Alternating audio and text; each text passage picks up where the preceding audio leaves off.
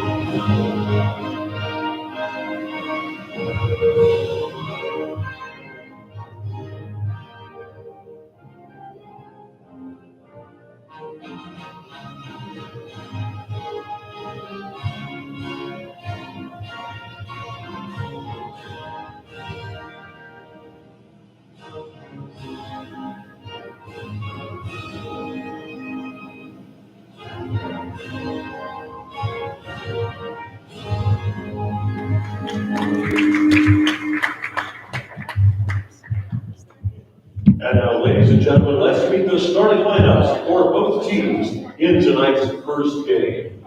First, for our visitors from Heritage Christian Academy, a senior with number 11, Elsa Anderson. For Bishop Ward, a junior, number 1, Flor Macias. For Heritage, a junior, number 15, Juliana Giudice. For Bishop Ward, a senior, number 3, Elena Mendez. For Heritage, a sophomore, number 20, Mia Gibson. For Bishop Ward, a junior, number 10, Liliana Puro Romo. For Heritage, a junior, number 24, Ella Trace Gower. For Bishop Ward, a junior, number 15, Ivana Fierro Perry. For Heritage, a junior, number 33, Michaela Giudice. For Bishop Ward, a sophomore, number 22, Kimberly Villegas. Heritage Christian Academy is led by head coach.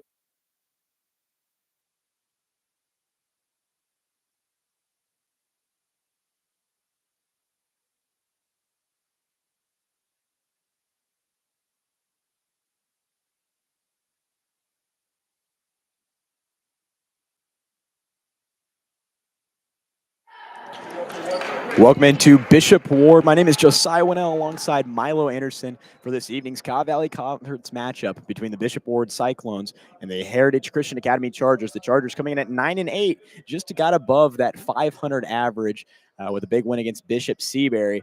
The Cyclones come in here with 2 wins, both against Bishop Seabury Academy. So familiar foes between these two, obviously have beat both, and this is a rematch of a matchup earlier in January in which these two teams faced off in Heritage Christian Academy's primary gym. 0-0 as we start off, and Juliana Giudice will win the tip. 2 Giudices out there for the Chargers. Elsa Anderson, Mia Vincent, and Ella Grace Gower round out the starting 5, left side. Ella Grace Gower bringing it back up Gives it across to Vincent. Vincent, right side three. That one's up. That one's good. And the Chargers off to a hot start with a 3 on the first possession for Mia Vincent. She's averaging just over 20 a game. She gets the scoring started tonight. Now inbounds pass, stolen away for a moment, but picked up by number 3, Mendez. Bring it across, trying to get it through, and it goes on the floor. Gower jumps on it, picked up by a Cyclone, able to save it in the hands of Macias now. Also, Anderson dives in for the jump ball. It's going to be Bishop Ward Cyclone ball. All right, Milo, we started off quickly right there. The HCA offense off to a hot start, and we've already talked about it in previous games, but getting off to a hot start's huge. What defensively do they need to do right here to follow up a great start right there? Yeah, you love to see that at the start of the game from Mia Vincent, averaging 19 points a game, and to just get going quickly and defensively, good play there to get that block. In transition, Judicessi, right-hand layup is good. Great dish to her, and the Chargers already off to a hot start. Already 2 buckets on their first 2 possessions. Now inbounds pass for number 10, Muriel Roma, looking for an option, running out of time. And the ball not off on time. It's HCA ball, 5-second call. Defensively right there, that forced another turnover. HCA's defense has been so much better as of late. And that's forcing a lot of turnovers and ending up in scores as well. You can see here Coach Chambers starting off with the press, really trying to put Bishop Ward under some pressure and probably put this game away pretty early. Baseline drive for Vincent. She goes up, tries to use no backboard, regrets it as the ball falls on the floor. And it's going to be picked up a foul called on Gower. It's going to be Bishop Ward ball. It was Flor Macias, the junior for Bishop Ward, that had a hand on it. The question was whether or not she was going to be able to keep it in there. Gower tried to force a turnover, was not successful. The first foul on HCA. Inbounds pass. Now they switch it. It's me. Mira Roma throwing it in from the right side, running out of time. She has to bounce pass. It's stolen away by Mia Vincent. Now trying to drive through the lane, throws it up. Doesn't use the glass this time, able to score. Mia Vincent, second bucket already. The Chargers off to a 7-0 lead. Inbounds pass, Mira Romo. Ball knocked out again. This one will stay Bishop Ward ball, though. Pressing that inbounds pass has been the change since winter break. That's something that this team wasn't able to do before winter break. And ever since that winter break transition, obviously a lot more winning has happened. We'll see as a foul is called on the attempted press. But Milo, what defensively do you have to adjust if you're moving so quickly down and back and forth down the court? If you're this HCA team defensively, so much pressing that they have to do. What do you think the biggest reason outside of that is that they continue to do that? Because it's had a lot of success. Yeah, they've just started off defensively here with a lot of energy. Bishop Ward struggling to inbound the ball, and HCA is just really locking them down, forcing a few 5-second calls. So really just locking them down on that press. Yeah, that's something that we don't usually see. We see a lot of pressure from HCA's defense, but we don't always see the 5-second call. An opportunity right here for, once again, Mira Roma looking to inbounds it. She's looking for an option, running out of time, has to get it in, and she's able to get it into Mendez. Mendez with the floater from behind the back and the bucket. That was a nice shot right there from Elena Mendez.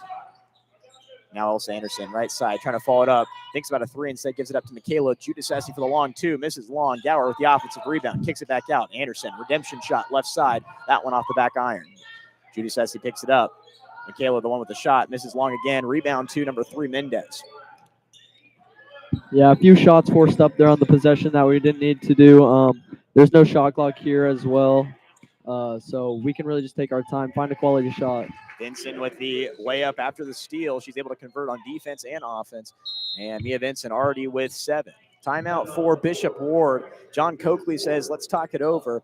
And this 2-13 Bishop Ward team, obviously, I don't even want to call it a roller coaster year. It's been a rough year for sure when you talk to them. But what they've looked at is they've gotten conference wins this year, something that they didn't have last year. They had 2 against Bishop Seabury.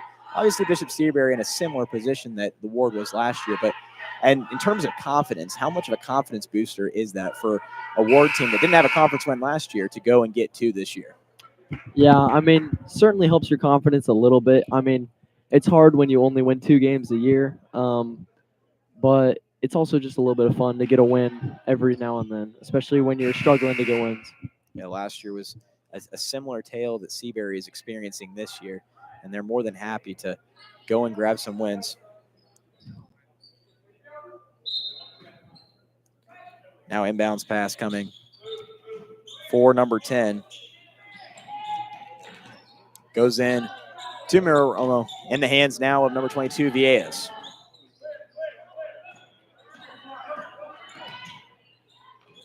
Now across half court, number 3, Mendez tries to go around Anderson, able to.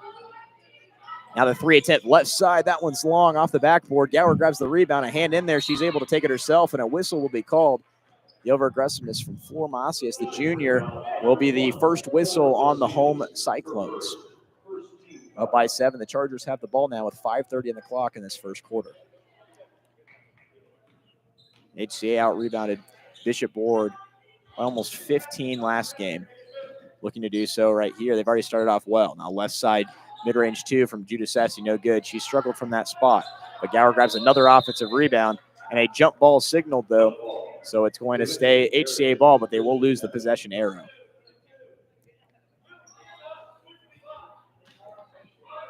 Inbounds pass from Judasessi, left side. She'll bounce pass it underneath. Vincent loses the ball on the floor, has to kick it out. Michaela Judasessi, this one on the right side, too strong once again. Elsa Anderson picks it up, though. Now she's going to swing it around in the hands of Gower through the lane. Great drive. And off the glass, it's good for Ella Grace Gower. Great cut there by Gower. Just finding the open lane, getting in, and putting up a tough layup. Chargers up 11-2, running out of time for Mira Romo. She gets it in, though. And the press break for a moment works. Now a pass behind, picked up by number 10, Mira Romo, as she'll bring it across half court. Loses for a second. Now in the hands of Villegas. Now the 2 Cyclones run into each other on the B in front of the Bishop Ward logo. 4:38 on the clock, 11-2. The Chargers leading over the Cyclones. Now driving through the lane. Right-hand layup is good. And another bucket for Elena Mendez. She had the behind-the-back shot that was beautiful on that first one, able to convert right here. Gower on the right side, gives it back to Judasessi. Now in the hands of Gower. She pulls up for the right side 3. That one will miss off the front iron. Offensive rebound as Vincent will throw it up off the back iron and miss. Now ball on the floor, and a whistle called a my timeout for the referee as number 3, Elena Mendez, has a moment to get up. She's having some struggles with her right ankle. We'll take a break and be back in 30 seconds. 11-4 is our score. HCA leading.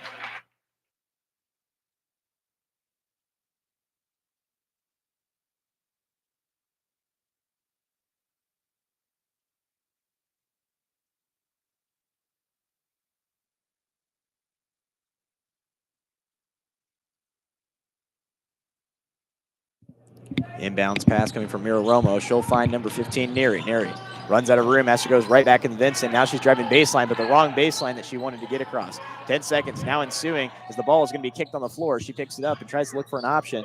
Gives it back to Mira Romo. There's the 10-second call as HCA will retake possession of that ball with the 4:01 mark in the first quarter. The Chargers' defensive pressure obvious this evening. They've already forced multiple turnovers, but they're also rebounding well. 7-point lead for them. Elsa Anderson, right side. Looking for an option, guarded by Mira Romo. Now Vincent, right side corner. That 3 up and good. The high-arching 3 has been so effective in that corner. And the play drawn up perfectly, a 10-point lead for the Chargers. Vincent already in double digits. 10 of the 14 points for HCA. Now she's pressing on number 15, Neri, who loses the ball for a second. Ball on the floor, and there's a travel. Looking for the 10-second call, but it wasn't quite. A travel instead will be called. HCA gets the ball nonetheless. Well, the press has been working very, very effectively so far. Bishop Ward has struggled to get it over half court. They've barely even got it past half court. And bringing that pressure, putting a struggling team under pressure is a good way to just put them away early. And that's been the tale of the story, right? Or it's in the story of the year all year. Because ever since that break, as Gower takes it from the top of the key off the back iron, no good. That's been the story all year, right? Is their defensive pressure, their ability to press, and their speed is what's changed this game. They had a rough start to those first couple of games in December. But once January, when the calendar flipped to January 2025, they started to win games, and you saw that start off right away in that Pembroke game. Mass substitution for the Chargers is Faith Robbins, Luciana Prado, and Kelsey Anderson check into the game. The pair of Judasessis head to the bench. Now it's going to be an inbounds pass from Mira Romo. She'll find number 15, Neri, trying to drive on the sideline. Spins around, ball stripped away. Picked up by Gower after it was knocked out by Vincent. Faith Robbins, who just checked in the game, 3:15 on the clock, brings it across half court. 14-4 is our score. Left side finds Mia Vincent. Right-hand dribble, sets it up. Looking for a screen from Kelsey Anderson. Now decides to reset her. Now Prado will switch with Faith Robbins, and she'll find Prado. Prado trying to divulge this press. They had a zone defense, Milo, coming out immediately they're trying to stack the paint and avoid any more drives from Mia Vincent. That's the way to go, right? Unless Mia Vincent starts to shoot, which we've already seen her do. Yeah, it makes sense. This Chargers team has struggled shooting the 3-ball this year. It's no secret.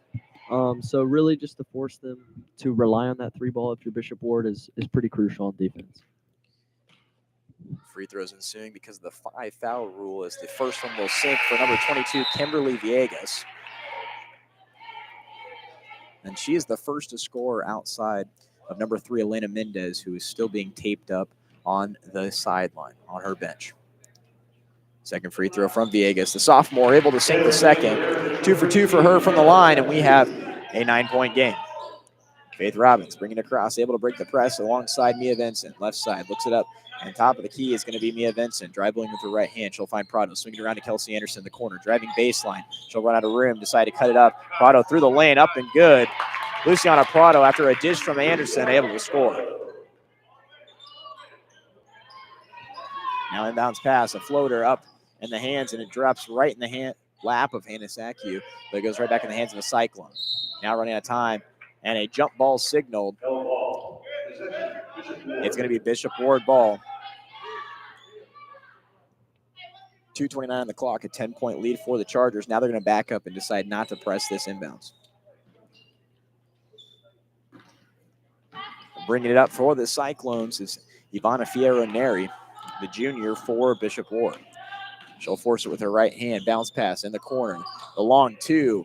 That one no good for Villegas, but picked up an offensive rebound for the Cyclones. 2:12 on the clock. In the hands now of Ivana Neri.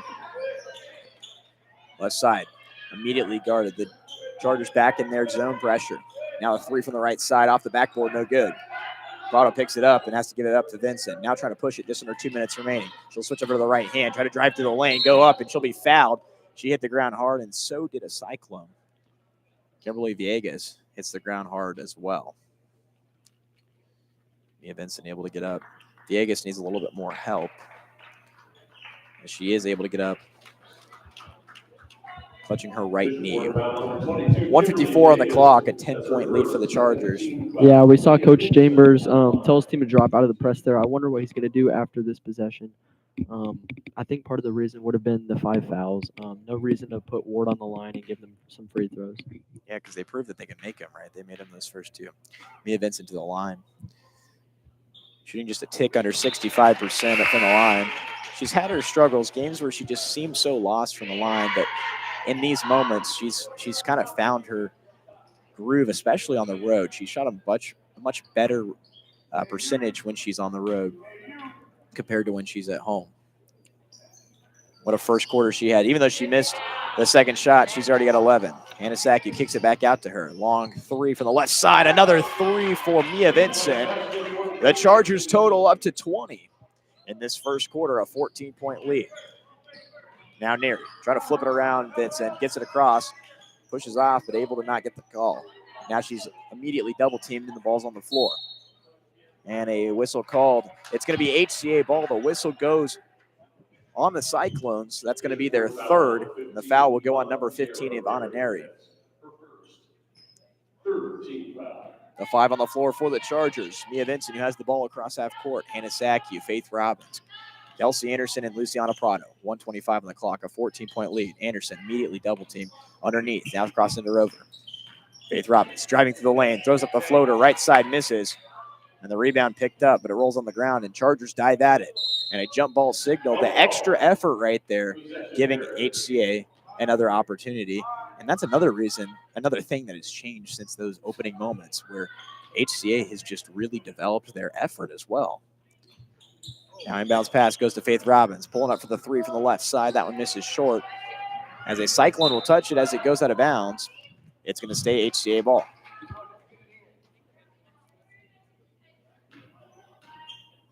Inbounds pass coming from Hannah Sakiu. 106, perfect pass to Mia Vincent off the left side. Another bucket and a great find from Sakiu. The Chargers total up to 22 as we hit the 60-second mark. 53.5 seconds as Neri brings it across half court. No shot clock here at Bishop Ward. Underneath, right block. Neri runs out of room, has to kick it back out. Now in the hands of Hernandez, trying to drive on Mia Vincent. Ball stripped away, though. 35 seconds remain. Left hand has to switch over to the right. Now crosses over. Left hand layup, and that's good for Mia Vincent. 30 seconds remain. The Chargers with another score. Ivana Neri, the junior, bringing across plenty of time to create some kind of offense. They're looking to get in double digits. They're only at 6 right now. Now pulling up for the 3 from the right side. A hand was in her face, able to stop it. Now moving in transition. Prado having to sprint for it. 8 seconds remain. Right hand layup off the glass and good. And the and one bucket converted as she heads to the line to try to add a cherry on top. The Chargers with a perfect transition pass and a perfect finish. Luciana Prado to the line. Yeah, great end of the quarter here from the Chargers. I was worried they were going to let Bishop Ward hang around in this one. They were only up 10 there about 2 minutes ago, and quick 10-0 run. They got it up to a 20-point lead and can make it 21 at the line. Luciana Prado shooting just a tick under 65%, able to sink the bucket. She's got 5 already in this first quarter alongside a great offensive performance for this Chargers team. 3 seconds remain, taking plenty of time to get it across. Neri runs out of time and won't be able to get a shot off. I don't know if she understood what the time was as she came into it and really took her time to get the ball across. Regardless, 27-6 is our first quarter score. We head to the second quarter. Back in just a moment as we prepare for the second quarter of basketball. 27-6, the Chargers on top.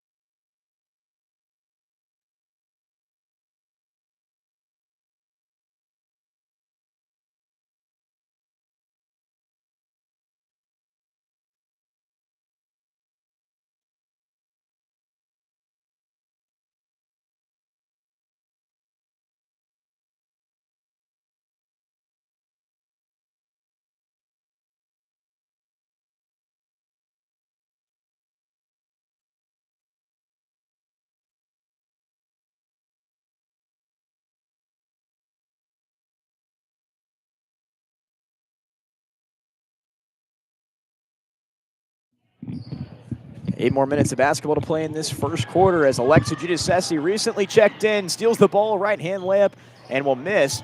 Morgan Stapleton with a hand on it, though, and bounces it off a Cyclone. It's HCA ball, so she checks in also alongside Caitlin Nolan. The 2 other ones returning, Juliana Giudice and Elsa Anderson. 27-6, 6:53 here in the second quarter. Milo, we saw a strong half there, strong first quarter, first half of the first half, and we saw a few differences in what HCA was able to do in the first part of that first quarter and versus the second. What were you most impressed with from HCA in that first quarter?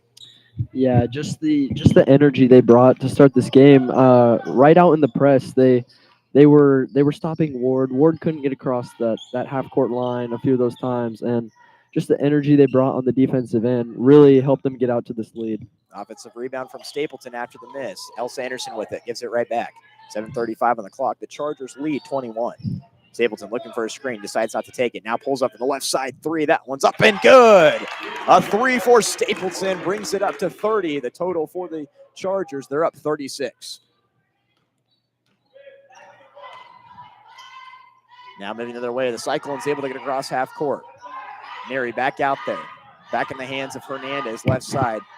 Chargers immediately double teaming anybody with the ball. Now a mid-range, no good for Macias. The offensive rebound, though, successful. Now the ball on the floor, picked up by number 34.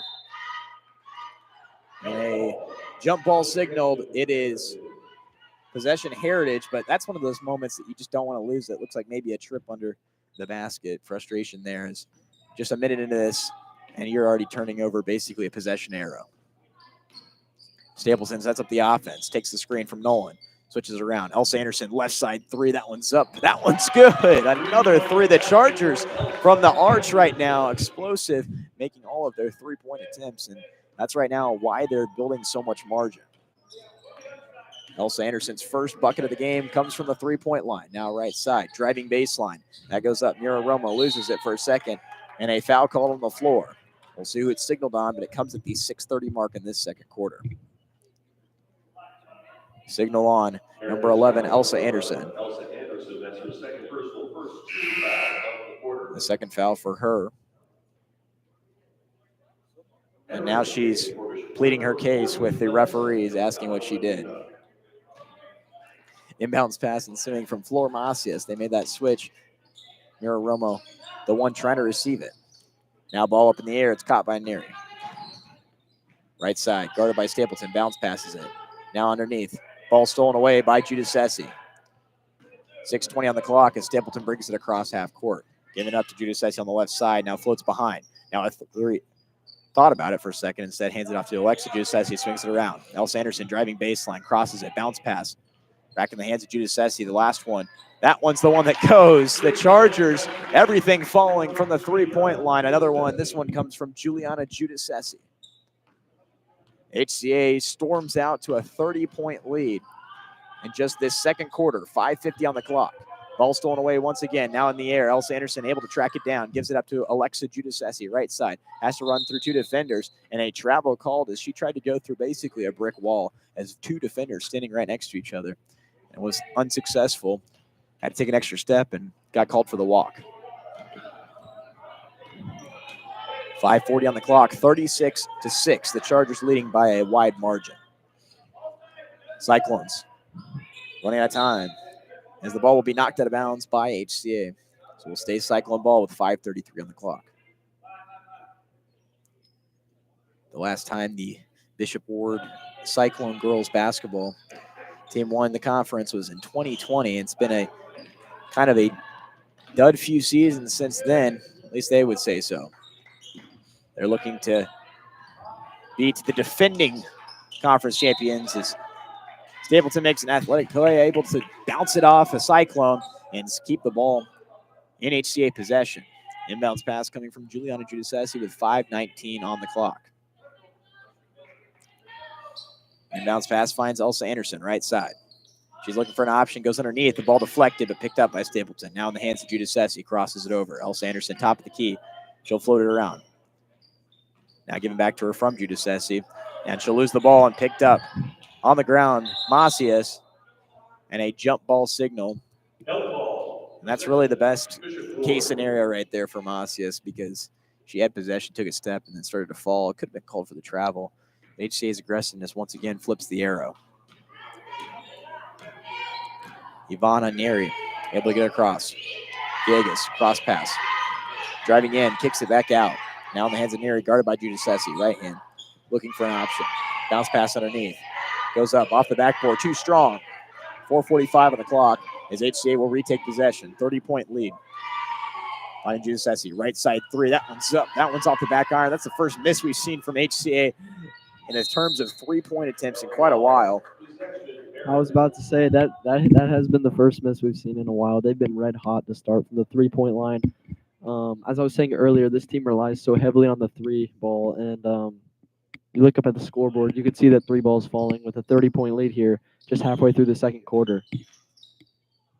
The Chargers with 4.5 remaining in this second quarter as Giudice not able to convert the right block layup attempt.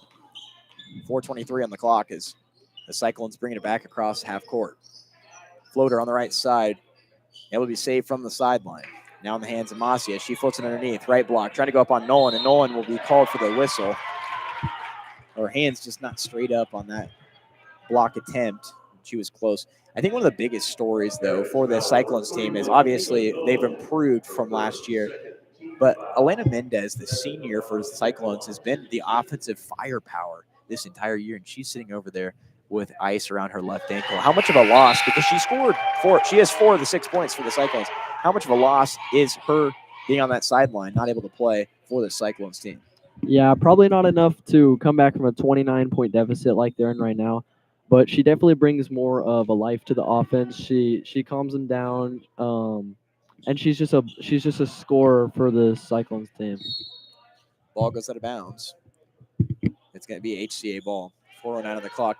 Yeah, you just have to say it when you see someone score out in that first quarter, just the first few minutes of the quarter, able to do as much as she did, even though it probably wouldn't have meant too much as Faith Robbins pulls up to the left side. One misses. Sackey, offensive rebound, goes up and gets the bucket.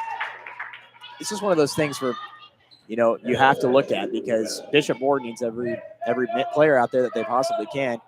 And it's just a big moment for these ladies who don't usually have to be in the star role, have to step up here. Nary the one of them.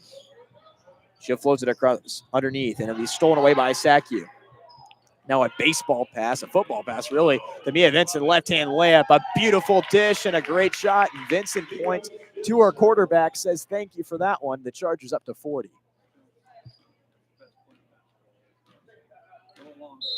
And a timeout called by the Cyclones. We haven't seen that good of a football since the AFC Championship. The Chargers able to send Bishop Ward to the drawing board to discuss it. We have 3 minutes and 23 seconds remaining of basketball in this first half. The Chargers have played, great basketball in terms of the three-pointers obviously falling for them. But right now they're building margin, unlike we've seen really this year. They're starting to really explode. They're on pace for some high numbers, but they're also rotating. They're getting a lot of players in. How deep do you think, I guess obviously this bench is very deep. How nice is it as a coach to have such a deep bench, have so many options on your bench when you're in these moments? Well, it's nice, especially like what you said, when you're up by 33 here, you can get everyone out there to touch the floor, get some experience, maybe get some points. It's really nice when you got a deep bench for sure if you're a head coach. Yeah, and that's exactly what Trey Chambers has, and he also uses it. That's the nice thing for this entire team because the experience that these ladies are getting is huge. It's ginormous when you're looking at the long term. Yeah, especially with a lot of them being lower classmen. By the time they're seniors, they're already going to have that experience. They don't need to gain it, like maybe what we see with the seniors this year because of the coaches in the past. 3:19 on the clock, a 33-point lead for the Chargers, who are on defense now. Again, Elena Mendez still on the bench for the Cyclones, nursing her right ankle. Drive pass now. Give it back in the hands of Neri on the right side, guarded by Prado. She's looking for an option, holds the ball, has to cross it over. Now in the hands of Villegas as it hits her knee and then ricochets off her kneecap. Now in the hands. Neri, ball knocked away. Sackey, only one defender. It's Macias on the left side. She'll take it with the right-hand layup, though. Get the bucket and the whistle, and one. Another one. And this one for Sackey as she heads to the line. The Chargers score quickly out of the timeout. Another great transition pass and score for the Chargers.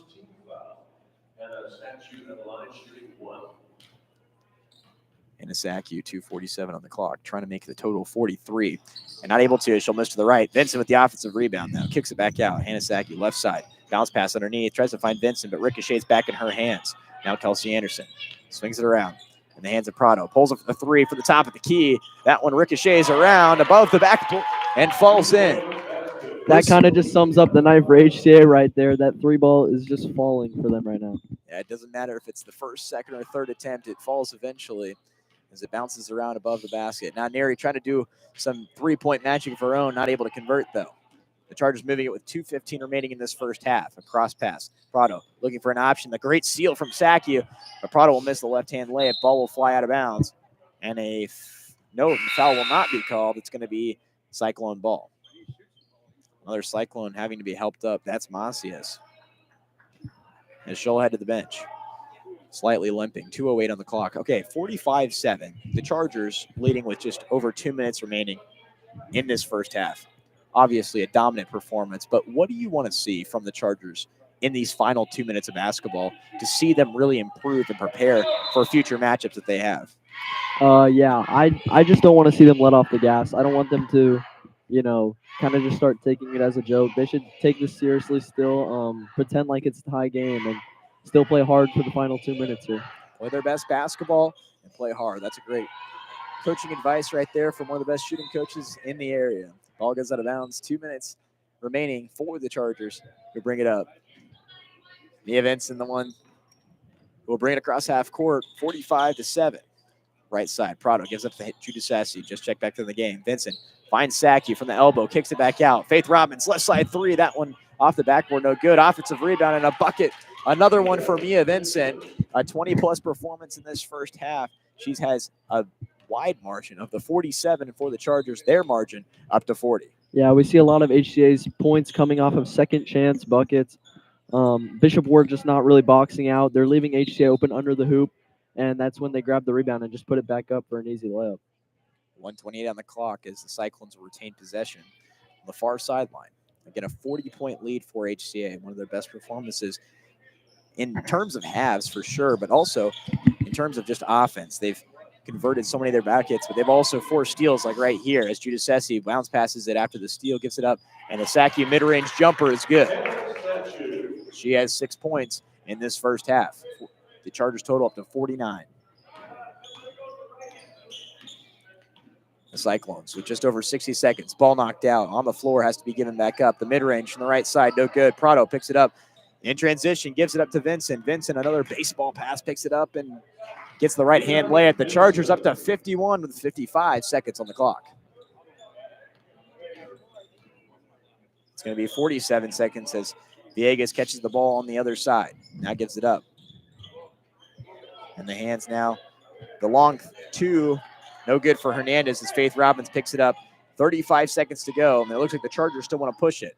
Vincent finds Prado right side.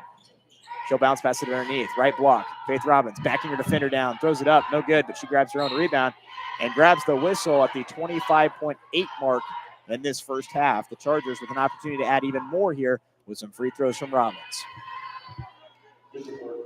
51-7. HCA eclipsing that 50-point mark is always risky in that first half because then you start to say things. But as spoken with Kayla Heckman in the matchup against Northland Christian, guys, I'll be quiet for now. 52, the total for this HCA as Robin sinks the first. The second one will miss, though, and she'll be able to grab her own rebound, but the ball will roll out of bounds. It looks like it will stay HCA ball. 8 players for HCA have scored in this first half. Incredible total for the Chargers. Spreading out that offense has been amazing. Left side. Faith Robbins dribbling through the defense. Bounce passes it back out. Hanasaki, left side 3. That one misses long. Prado offensive rebound. Gets the bucket. Looked for the N1. Wasn't able to get it. Still got the shot, though. And a great first half for her as the buzzer will sound. 10 points for her in the first half, but it could easily be overshadowed by a 24-point performance from Mia Vincent. Incredible start for these ladies. They head to halftime, leading 54-7. We'll be back with the second half in 10 minutes, and then the boys' game after that. The Chargers leading at halftime, 54-7.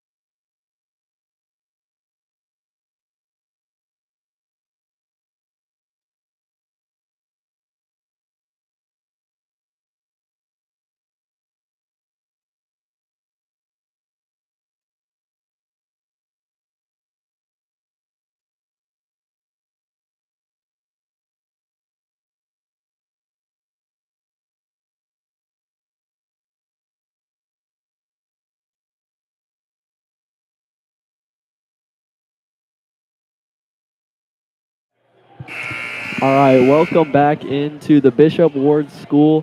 My name is Milo Anderson alongside Josiah Wonnell. And Josiah, we saw a dominating performance in the first half there by HCA, a 54-7 lead to take into the break. And I'm no math major, but I know 54 is over halfway to 100, and we're only halfway through this game. So I don't know. What are you thinking? You think we can get to 100? You're no math major yet, Milo. You still haven't declared a degree. No, I mean, yes, obviously you can get there, but I can't say that yet because I'm still have people frustrated at me for the last one. But I mean, 54-7, the way the Chargers are playing right now, yeah, it's definitely possible. But the thing that's going to happen for that to come into fruition is really a crazy thing to say, but they're going to have to make all their threes because that's what happened in that first half. The Chargers made all their threes, and that was the difference in this game. Yeah, not just that, but I think another thing that comes into factor is that running clock in the fourth quarter, which will really make it difficult for HCA to get to that. So The we're running gonna clock would make it very difficult in the fourth quarter. They'd have to really build some margin here in the third quarter for that to even be a possibility. let's see. Bishop Ward here to inbound the ball, down by 47, trying to break that 10-point mark. Passes it in. Villegas with the ball. Stops trying to pass it out. Intercepted by Gower, and here comes HCA the other way. Gower taking it down the floor. Out to Anderson. She's going to bring it back up to the top, try and run a play here. Looks to Vincent, open in the corner, passes up a three. And it falls to Gower, throws it up, gets the foul, and we'll go in for a shot. Yeah, I mean, it was just luck right there. The ball ended back up in the hands of Gower as the Cyclones tried to save it there. Now Gower headed to the line. She only had one bucket in that first half, but was a huge part of a few of those scores. First free throw from Gower falls. She's up to 3 points. Shooting just a tick over 50%. Already a huge improvement from last year in terms of free throw percentage. You can, talking to her, that's one of her biggest areas of improvement that she's been working on this offseason. Able to get both. Second one is good from Gower. She's been a pretty big part of this HCA team as a whole. Second highest scorer on the team. And really, if Mia Vincent is not having her best game, you look to Ella Grace Gower as the next scorer. Yeah, it's so true. Tonight, Mia Vincent is having a good game, though, so you don't have to worry about that. That is true, Josiah. Bishop Ward with the ball now. It's with Muro Romo. Over to Hernandez. Stolen by Vincent. Looking for that football pass down to Judas Essie. Out to her twin. It's Vincent. Anderson. The three, no good, but good ball movement there from HCA. That's exactly right. Great ball movement from HCA. Able to find the open shot, just not able to convert. That pass goes wild from Neri, and here comes Judas Essie the other way into Vincent. The layup strong, and it's hit out of bounds by the Cyclones. HCA will retain possession. They're almost up to a 50-point lead right now. If they want to build margin, if they really want to continue to do what they've been doing, they have to shoot the three ball, but also make it. Yep, and there's Vincent here. Judas Essie looking for, and it's intercepted, but picked back off. Anderson driving. From Anderson, just not able to find Gower, trying to drive in. Sloppy there from the Chargers. If I were them, I would have probably kicked that out, slowed the offense down, just get up a good shot. That's what you want here. You want quality possessions. This game is it's pretty much over, so you just want to get some quality possessions, quality shots. Ward with the ball now. We'll take it down. It's with Hernandez. Hernandez taking it down the floor, guarded by Anderson. Backs it back out. Looking for an option. No one really showing to help. She's kind of got to do it all on her own right now. And we got a timeout from Bishop Ward. Coach recognizing there she was a little trapped. Didn't really have much movement on the offensive end. Kind of got herself trapped in the corner. Calls a timeout. We'll try and get up a good shot here. Full timeout called, so we'll take a break. 16-18 on the clock, 56-7. The Chargers leading over the Cyclones.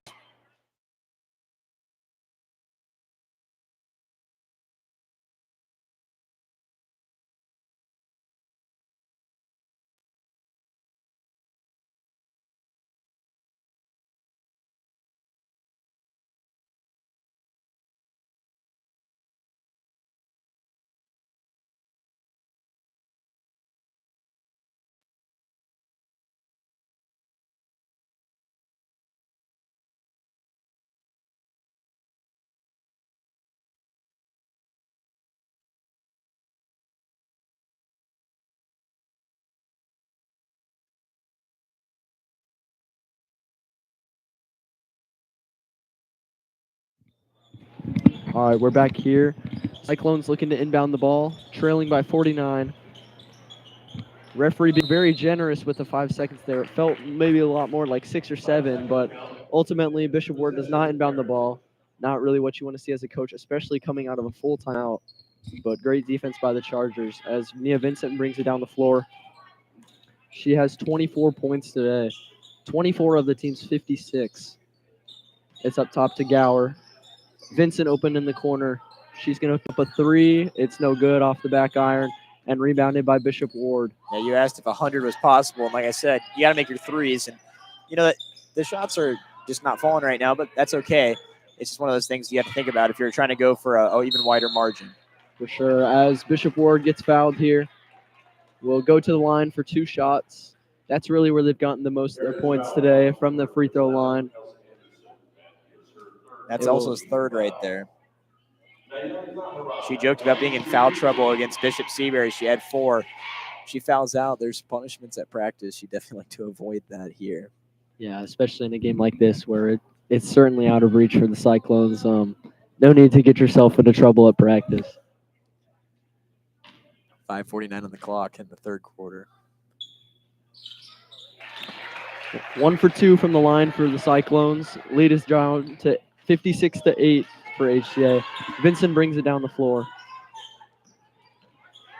Anderson up top, out to Judas Essie. Good ball movement here from HCA. Gower out to Vincent. Finds Anderson in the corner. Back to Vincent. Great ball movement here by HCA.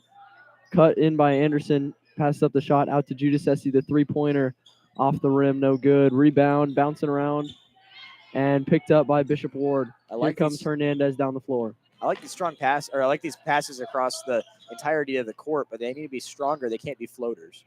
Yeah, well, you never know. Coach Chambers could have given them a pass limit before they could shoot the ball.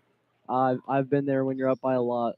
As that 3-pointer falls for Cyclones, their first 3-pointer of the game. Vincent drives, takes a foul, will get to the line.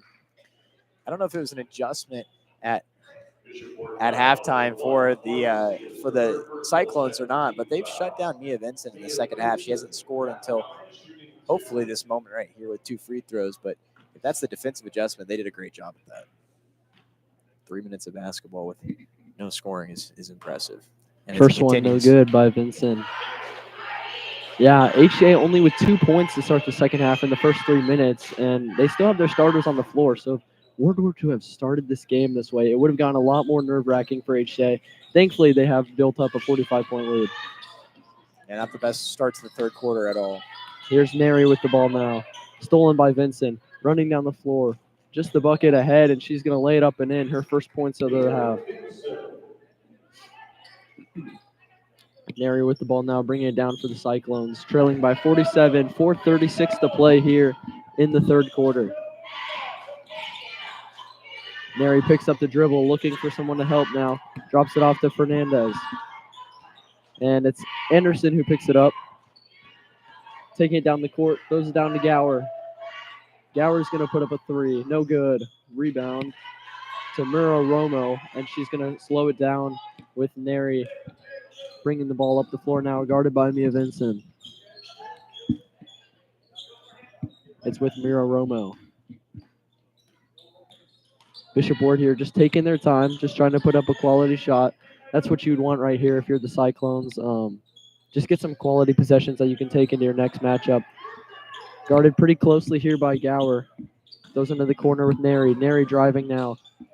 Ball's on the floor. Picked up Hernandez. She rolls over, out of play, and Heritage will recover.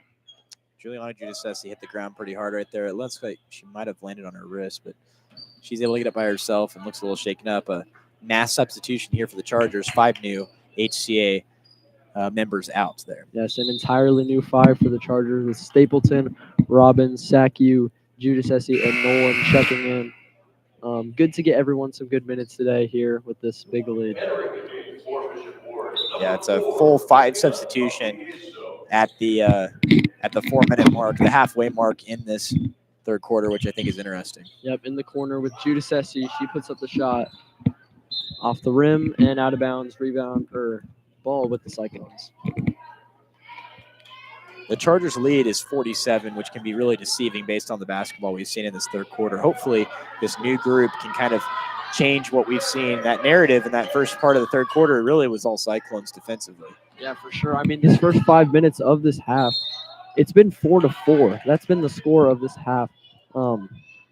So, yeah, if you're HCA, it's a good thing this is happening in the third quarter and not the first, because if this were to be in the first quarter, I know Coach Chambers would not be happy with the tie game. Here's Judas Hesse now, taken down out to Sackey, into Stapleton in the corner, down to Nolan, getting triple teamed out to Stapleton, puts up a three, off the rim, no good, rebound Sackey, out to Robbins, dribbling in the corner, over to Stapleton, tries to find Nolan, picked off, and picks it right back off. Here comes Stapleton down the floor, puts it up, draws the foul. Good to pick up that ball after you give it away. When you give the ball away, you don't want to put your head down, give up on the play. Stapleton went back and got the ball and is now at the free throw line. Yeah, one of the strongest suits of this HCA team is what Stapleton just showed right there, and the fact of just getting in the passing lanes, able to get in the way. Even if you don't necessarily pick it off, you're able to still go and get the ball or deflect it, at least cause some kind of disruption. That's what she did right there. Able to get the steal and the whistle. Stapleton no good on the first. She's got a second one to redeem herself here. Chargers up by 47, 2:52 to go here in the third quarter before we hit that running clock in the fourth quarter.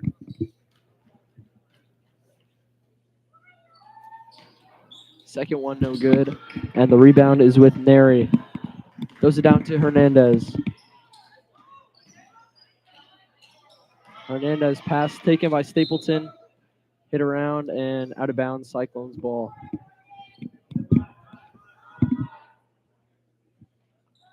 .242 on the clock. Again, HCA's third quarter. This has been a rough third quarter, and I think they maybe are a little bit tired as the backcourt is called right there.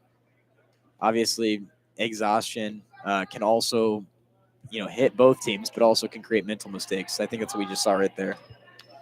Yeah, I think it's fair to say that 100 is probably out of the picture. We probably shouldn't have been talking about it earlier. But HCA is just looking for some quality possessions here. It's been a struggle to start this third quarter. It's with Nolan at the top of the arc. Judas Hesse driving, puts up the layup, draws the foul, and will go to the line to shoot two. And that's the thing I want to see Judas Hesse do more this year. I think one of the most important things for her, a great three-point shooter, but having that strength and that confidence to drive to the basket is going to develop her basketball skills so much more. And hopefully 2 free throws here can bring the Chargers up to 60. But her three-point attempts, great. It's solid. But driving to the basket, something she can definitely improve on.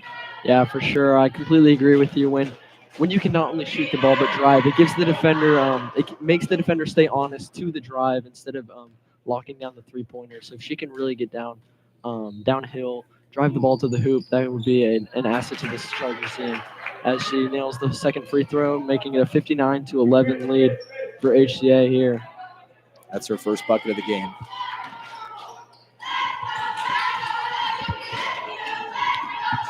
Ball with Valdivieso here. That one's picked off by Judas Hesse. She's running down the floor. Wisely pulls it out. There's a 1v3 there. Sackey puts up a shot off the back rim. Rebound Judas Hesse. Over to Robbins. Shot is good. And the lead is to 50 points. That mid-range for Robbins has been so solid all year. Great another shot for her.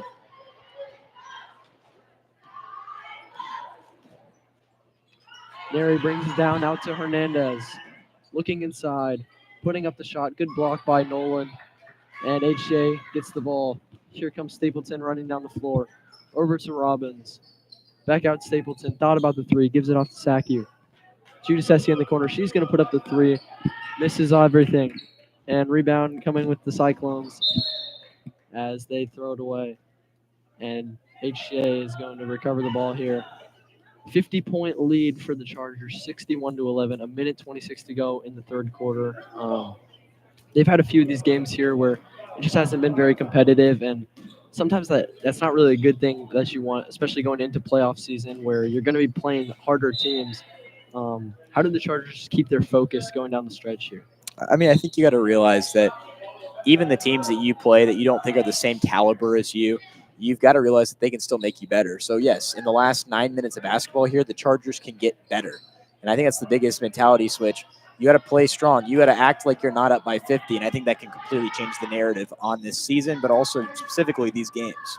Yeah, I agree. I think we've seen this team kind of just act like they're up by 50 in this third quarter, not really scoring the ball as much, being a little bit more leaky on the defensive end. But good to see us hit some shots there. Saki with the ball now, taking it down the court.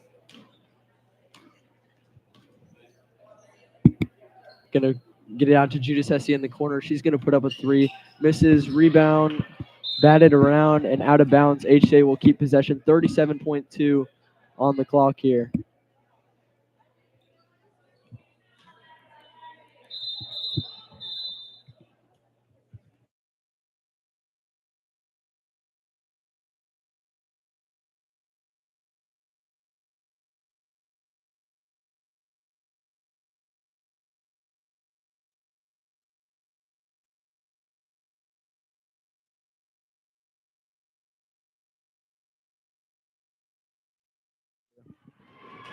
Saki sinks the mid-range two for the Chargers.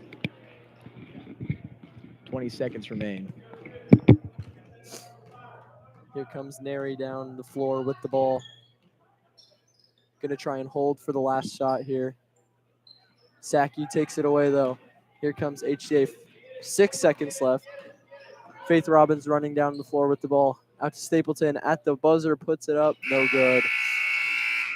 A 63-11 lead for HCA. 1 quarter to go. It'll be an 8-minute running clock. Hope you guys stay tuned, and we'll see you after the break.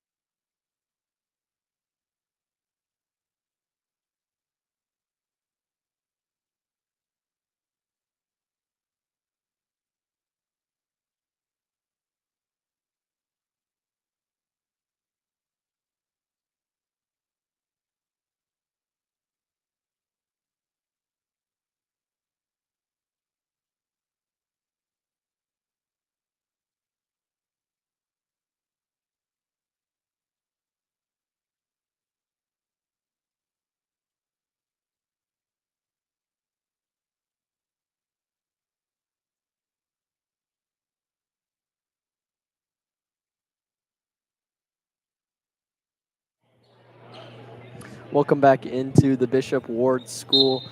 My name is Milo Anderson with Josiah Wonnell. We saw a slower third quarter there from HCA, but still a 52-point lead to take into the fourth quarter. And the clock is running even when the ball's out of bounds here. What would you like to see from HCA in this fourth quarter? I'd like them just to offensively be a little bit more strong and confident and act like this game is not the margin of victory right now that they have. Because if they can go out and they can score 20 more points on a running clock, that would be extremely impressive. But it's going to take some really strong and very attentional offense. I agree, and I think Coach Chambers agrees as well. As we see most of the starters still out on the floor. I think he still wants those quality possessions, that the time, that chemistry that they can just build up before playoffs. As Gower hits the bucket down on the other side of the floor. She's up to 6 points on the day. Ball's with Hernandez. Ball's picked off by Vincent. It's on the floor now. A behind-the-back pass over to Stapleton, who puts in the layup. Great improvisation there from Mia Vincent as we see Villegas on the floor now. Yeah, great pass from Mia Vincent from the ground, able to throw it back up. Behind the back, I mean, that was really impressive. Correct. She was on the floor, just tried to spin it around behind her. I think I said behind the back. It looked more like a backwards pass, no look. It was. You You don't see that every day in basketball. You did not. Injury for Villegas. We'll take a break. Be back. 67-11, 6:54 on the clock.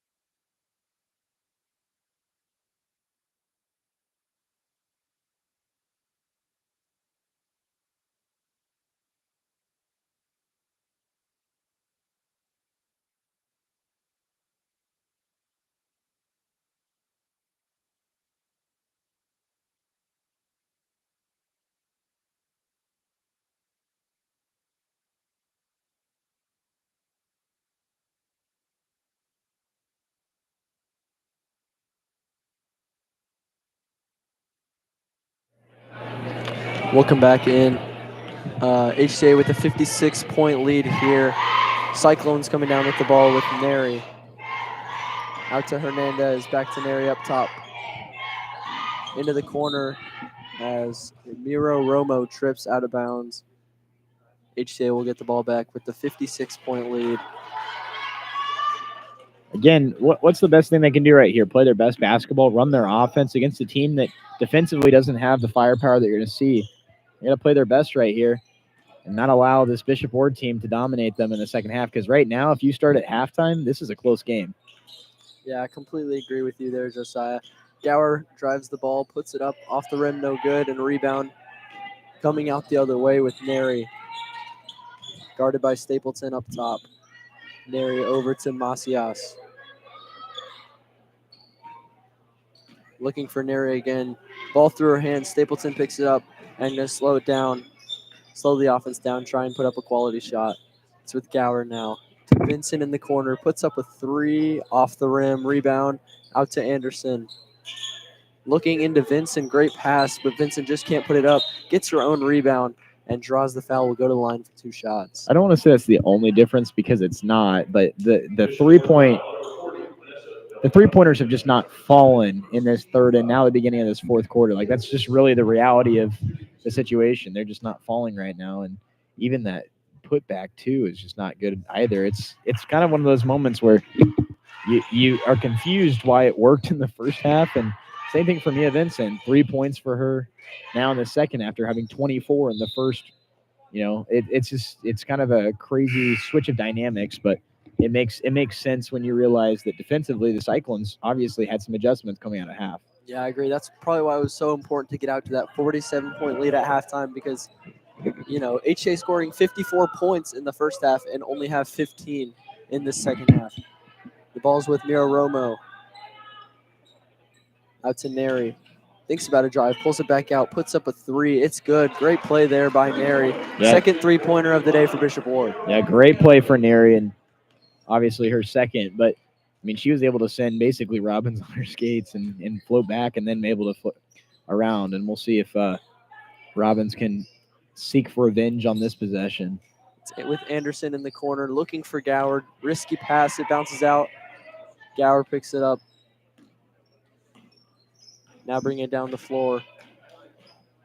Nolan asking for the ball down low. She's triple teamed out wide. Stapleton's going to put up a three and off back iron, no good. Rebound with Neri. Good look for Stapleton. We're finding open threes. That's all that matters, but the Chargers just not able to convert right now. Yeah, the difference in that first half, they were able to hit those threes. Second half, they haven't been. It really hasn't been a factor, though. Huge lead for HCA, but that's really just been the difference between these two halves. Neri is now going to put up another three. No good. Rebound with Gower. She gives it out to Stapleton. 3:33 to go here. A 55-point lead for HCA. Gower out to Robbins in the corner. Nolan wants the ball down low. Gower is going to put up a three. Misses short and rebound with Hernandez. But Anderson picks it off. And the ball's back up. Back with the Cyclones as Macias brings it down. Anderson's got to be careful, able to knock it out, but she's got three. Don't want to get in foul trouble, otherwise she'll start getting threats about practice. Anderson now here with the free layup, and she puts it up and in. She's got 5 on the day. Chargers reach the 71 mark. 71-14 here, just under 3 minutes to play.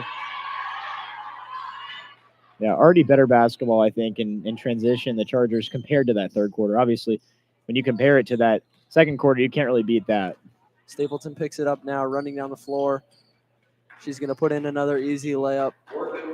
Chargers up to 73 in this game as Neri's going to bring the ball down. And Stapleton has 7 of those. She's had a great night as timeout will be called.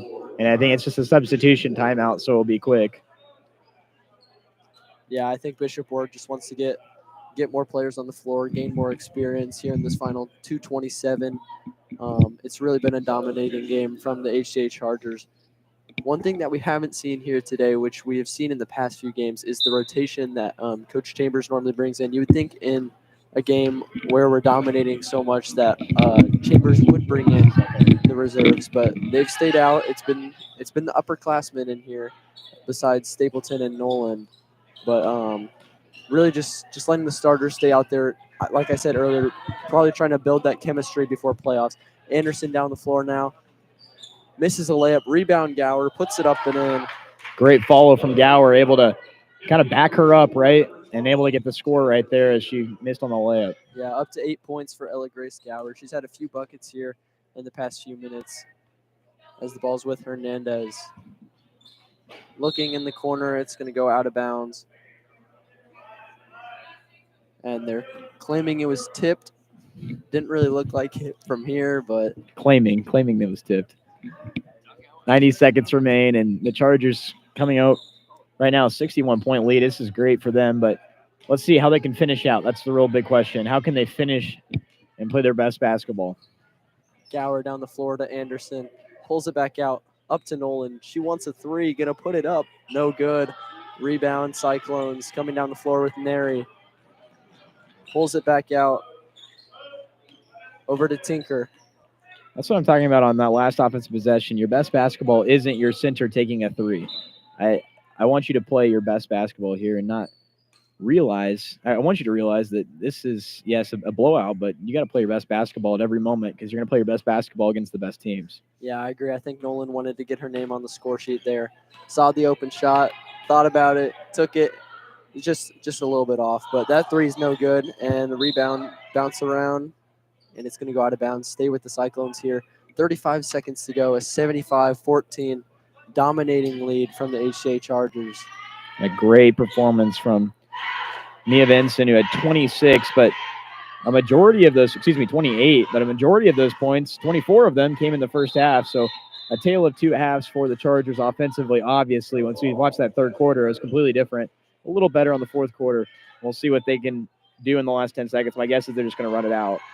Yeah, you would hope they'd run it out here with a 61-point lead that they have. No need to score any more points. And that's what they're going to do. The Chargers move to 10 wins on the season, 10-8. The Cyclones fall to 2-14. The Chargers with another win, and they get back in the winning column to the winning streak column after losing to Miege a few games ago. Now they've beat the Cyclones and the Seabury Seahawks. Now they look forward to a matchup against Maranatha that's been rescheduled to Monday, a matchup in which the Chargers will look for their 11th win. The Chargers win over the Cyclones. We'll be back with the guys' game in about 15 minutes. The HCA boys taking on the Cyclones of Bishop Ward.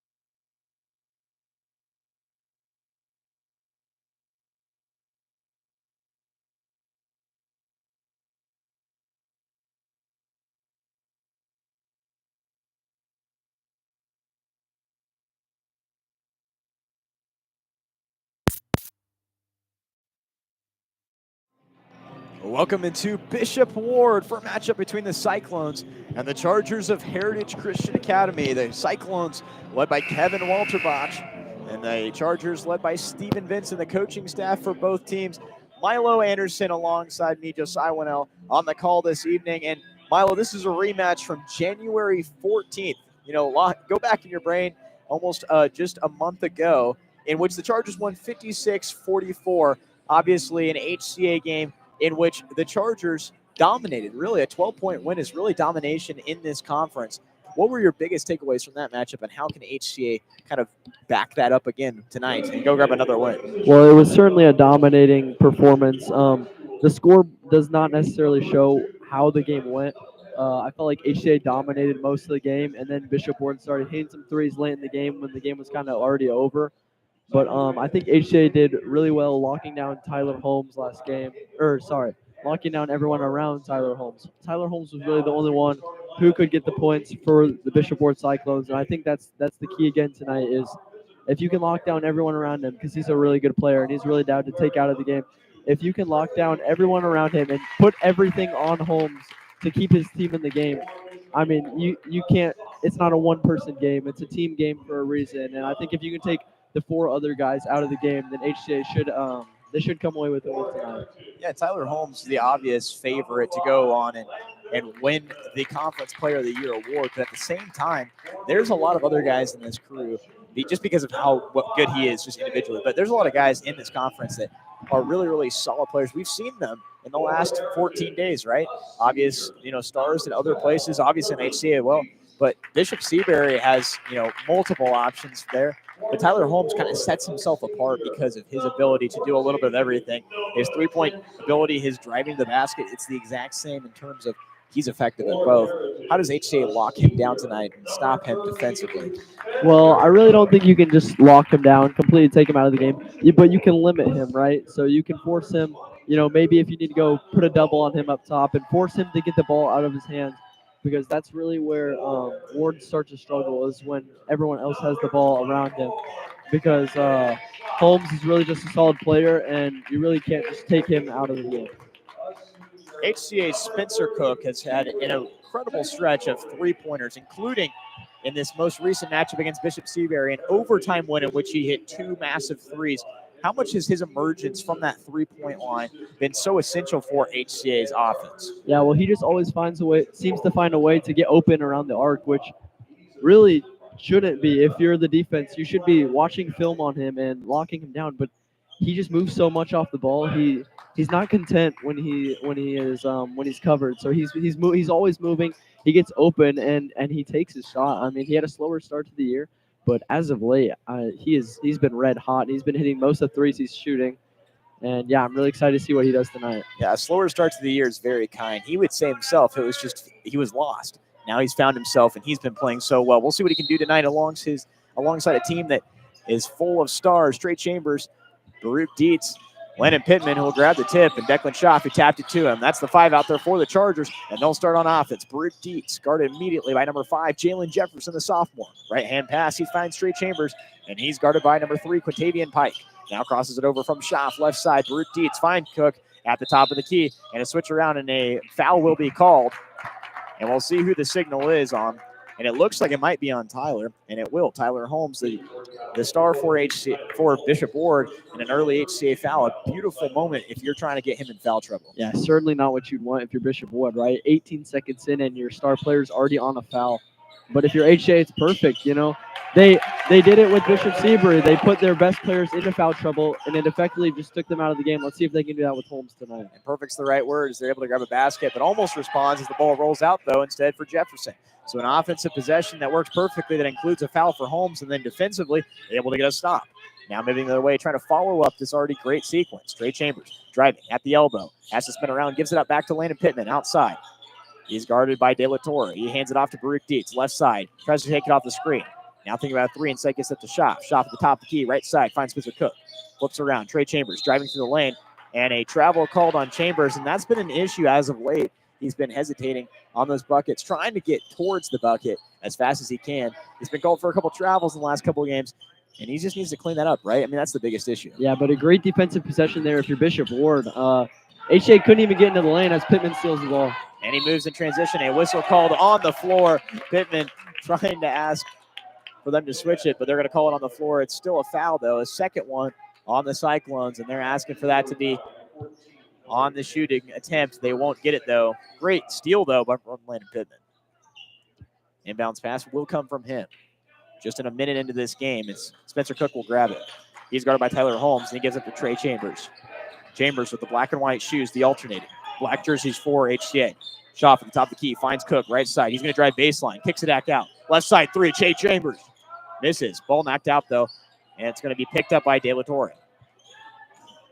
Tyler Holmes bringing it across, down by 2. 90 seconds into this game, the Cyclones still scoreless. Guarded by Cook. Holmes trying to change that. He picks up his dribble. Gives it up to De La Torre at the top of the key. He spins around, still has his dribble. Instead, gives it up to Jensen, left side. Jensen guarded by Declan Schaff. Now at the elbow. De La Torre drives it in. Brooke Dietz able to knock it out, and a whistle will be called. The foul. We'll see who it goes on. The foul signaled against HCA. Yeah, Dietz just a little overly aggressive there. He saw the ball, and he went in with 2 hands to go get it. Missed it, got the dude's arm, and that'll be one foul on him.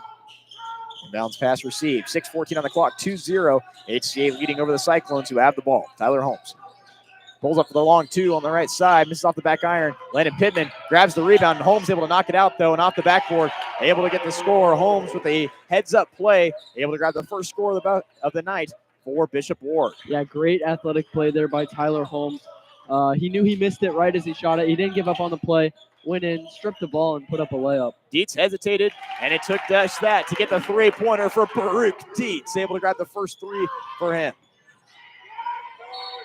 And a whistle called, and it looks like an offensive foul as Spencer Cook goes flying to the ground. That's HCA ball. That's a great sequence turnaround. HCA playing their best basketball in that sequence. Yeah, you always love it when one of your guys will stand in there and take a charge for the team. That's really just the definition of taking one for the team right there. And these seniors are the best at that. Lucas Prado, Spencer Cook, who just got that one, but also Baruch Dietz, who is one of the best in the Kaw Valley Conference at taking charges. Now, right after taking a 3, he has the ball in the corner. Looking for an option. He dribbles it out. Now across the screen, Declan Schaff. He'll try to go up, and the ball will be knocked out. No whistle, though, as Schaff picks it back up. Now bounce pass, floater, up for Landon Pittman. That floater doesn't fall, similar to how it has been as of late. That floater for Landon Pittman just hasn't been falling. Now 5-2, Tyler Holmes. Off the backboard, no good. It's going to be a 5-on-4. He's looking for the foul. And then a transition pass, left hand off the backboard. Great find. Spencer Cook able to get the basket after a great find from Declan Schaff. Now a long pass picked up by Schaff. He'll drive through the lane, throw it up, and a whistle called on the shot. He's headed to the line. That's already 4 quick fouls for Bishop Ward. It looks like HCA coming out exactly knowing what they want to do. Cyclones look a little lost. Yeah, for sure. Huge to get them to 4 fouls. One more, it'll put them at the line for the rest of the quarter, and there's still 4:51. There's still a lot to go in this quarter.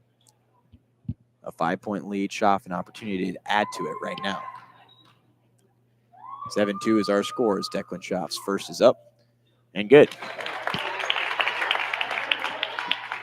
Declan Schaff shooting just a tick above 70% from the line. 8-2 is our score. Trying to make it 9 is Declan Schaff. 4:51 on the clock. Second free throw. Up and no good. Misses the left. Offensive rebound from Pittman, though. He kicks it out. Baruch Dietz, left side 3. That one is no good off the back iron. But Landon Pittman will grab another offensive rebound. Now Cook's turn from the right side off the backboard. No good once again. The Chargers go 0 for 2 from the 3. But the offensive rebounds more than present. Now Pittman with the deflection. It goes out of bounds. It's going to stay Cyclone ball with 4:34 on the clock. Great hustle by Pittman there after just grabbing 2 offensive rebounds and giving his team second chances. Sprints back on the defensive floor, puts his hand out, deflects the ball out of bounds, so Bishop Ward is not going to get their easy layup. 4:30 on the clock as number 3, Quintavian Pike, goes underneath to Torrey. De La Torre flips around, mid-range 2 off the back iron. It bounces up off the glass and in as Gabriel De La Torre able to grab his first basket for the senior. 4:18 on the clock. Spencer Cook, after missing that 3, bounce passes it underneath. Schaff has to drive baseline, saves it, gives it up to Dietz. Dietz now driving through the lane, up and off the glass, too strong, and it's picked up by De La Torre. Now pushing it the other way is Jensen. Jensen out of control for a second, able to re-crowd the ball off the glass. No good. De La Torre grabbed the rebound for a moment, but it ultimately ends up in the hands of Pittman.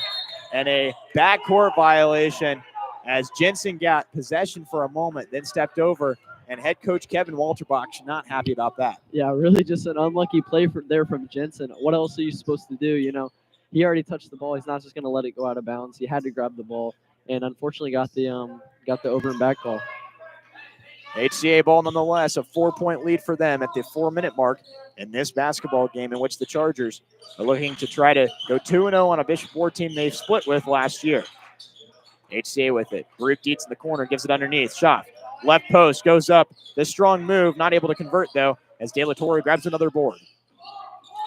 Tyler Holmes pushing it. 3:37 on the clock. Left-hand dribble. He switches over to his right and will look for an option. Now he'll find Jensen, who's guarded by Pittman immediately. Jensen trying to back him off. He'll dribble with his left hand, give up to De La Torre. He's guarded by Declan Schaaf. 3:25. Now driving through the elbow, now into the paint. Throws it up. No backboard needed for De La Torre, who gets another bucket. A 2-point game. The Chargers with the ball. Immediately guarded by Jefferson at the half-court mark is Baruch Dietz. He'll grab the screen, grab the double team, try to get around his defender. Now splits around. Pass underneath. A great dish. Landon Pittman off the glass. It's good. Landon Pittman able to convert after a beautiful pass. Yeah, great pass there by Baruch Dietz. Surprised not to see the and one. It looked like Pittman took a little bit of a knock there as he went up. But great play, fought through the contact and got the bucket. Yeah, the referee's already getting lots of flack. We're only 5 minutes into this game. They've already made a few calls that both sides don't love. We'll see if that trend continues, as it will be Bishop Ward ball after a foul. I believe the second one on Baruch Dietz in this first quarter. Now Holmes trying to break the press. He's able to get around Trey Chambers. Now he's pushing it in. He'll try to take it himself. Goes all the way around. And a foul call. Miles Burley just puts his hands up saying, what can I do? As Holmes, like a steamrolling train, just went right through them. That's the third foul on the Chargers. The first one that's not on Baruch Dietz. And it feels like the fouls have kind of evened out now. Tyler Holmes, the one with the inbounds pass. 2:52 on the clock. A 4-point lead for the Chargers. Try to make it a one-score game. Jensen, left side. Doesn't get the bucket, but does get the whistle. He's headed to the line for a pair. Great drive there by Noah Jensen. He's normally a threat around the arc and just puts up a simple pump fake and just drives into the lane. Everyone thinks he's going to shoot the three there. Now he's going to be at the line here to try and make it a 2-point game. That's Miles Burley's second as Jensen sinks the first of his 2 free throws. Baruch Dietz has gotten in foul trouble the last few, and unless they switch the call, I believe he has 2 as well. And that's an issue, and this is already a close game. Trying to make this a 2-point game is Jensen. He'll miss, though, as Prado checks in and grabs the rebound right at the gate. 2:45 on the clock as Trey Chambers brings it across, and I think Dietz headed to the bench is a good sign of his foul trouble. Now Trey Chambers on the left side. He's looking for an option underneath as he'll float it up to Prado at the top of the key. Now Prado looking for an option. He'll find Pittman. Pittman takes the 3, drives to the lane instead, and a block called. That's going to go on number 22, Tyler Holmes, his second of this first quarter. And that's the 5th foul on the Cyclones. HCA headed to the line with Landon Pittman taking it right to the man. Yeah, that's a very risky one from Tyler Holmes there, as they're going to go to the line to shoot 2 because they've reached the bonus now. But that call really could have gone either way. I think he got there, but maybe was just moving a little bit there for it to be a block. And as we were saying earlier, crucial to get him into foul trouble. He's been their scorer. He's been their main man that they're looking to. And now he's checking out of the game because of that foul trouble. Devontae Davis checks into the game for the aforementioned Tyler Holmes, who has to have a communication with Kevin Walterbach saying basically, hey, you got to reset because we need you in this game. He is the offensive firepower for this team. Now De La Torre gives it up. The 3-pointer from the top of the key, no good, misses short as Miles Burley will pick it up. Now giving it to Chambers. In transition, has to slow it down. He flips around, gives it up. Prado, right side 3. That one's up, and that one's no good as it misses strong. De La Torre with yet another board. 2 minutes of basketball remain. The Chargers with a 3-point lead. Jensen just trying to get it around Trey Chambers, and he dives on the floor, and a whistle called. The ball on the floor, and from my angle, it felt like Trey Chambers had a perfect angle on that one. The referee did not think so. A signal called on him, and the Cyclones headed to the line with just under 2 minutes of basketball to play in this first quarter. Yeah, I mean, it just looked like good defense from Trey Chambers, just moving his feet, moving side to side. Wasn't really playing with his arms. Looked like he hit the ball. Maybe he hit the arm. Refs ultimately thought he hit the arm. We did have a different angle from the referee who signaled it, as Jensen's first one is up and good. Both of Jensen's points coming from the line. Sitting on the HCA side of the court does adjust it as Declan Schaaf checks in for Miles Burley. So the foul count, 2 for Burley, 2 for Dietz, and 1 for Trey Chambers, who just picked it up. 1:58 on the clock. 10-8 is our score. Jensen trying to make it a 1-point game. Free throw up and good. Noah Jensen, 3 free throws for him, a 10-8 score. HCA with a, 10-9 score. This HCA with a slim margin. Trey Chambers running the offense now with Brute Dietz on the bench. He'll lose the ball on the right side. Try to save it. Throws it behind his back. Picked up, though, by Jensen. For Bishop Ward. 1:40 on the clock. He'll take it through the lane. Throws it up with the left hand. Misses. Offensive rebound, though, for De La Torre. He kicks it out in the hands of Davis. Now in the hands of Jefferson. Reset back in the hands of number 3, Quintavian Pike. He'll reset it with Lucas Prado guarding him. 90 seconds remaining in this first quarter. Down by 1 is Bishop Ward. Right side, De La Torre. He'll find number 2, Davis. Bounce pass underneath. Prado with a hand on it. And a jump ball called. Lucas Prado, great defensive play there. Able to get a hand in there and switch the possession arrow.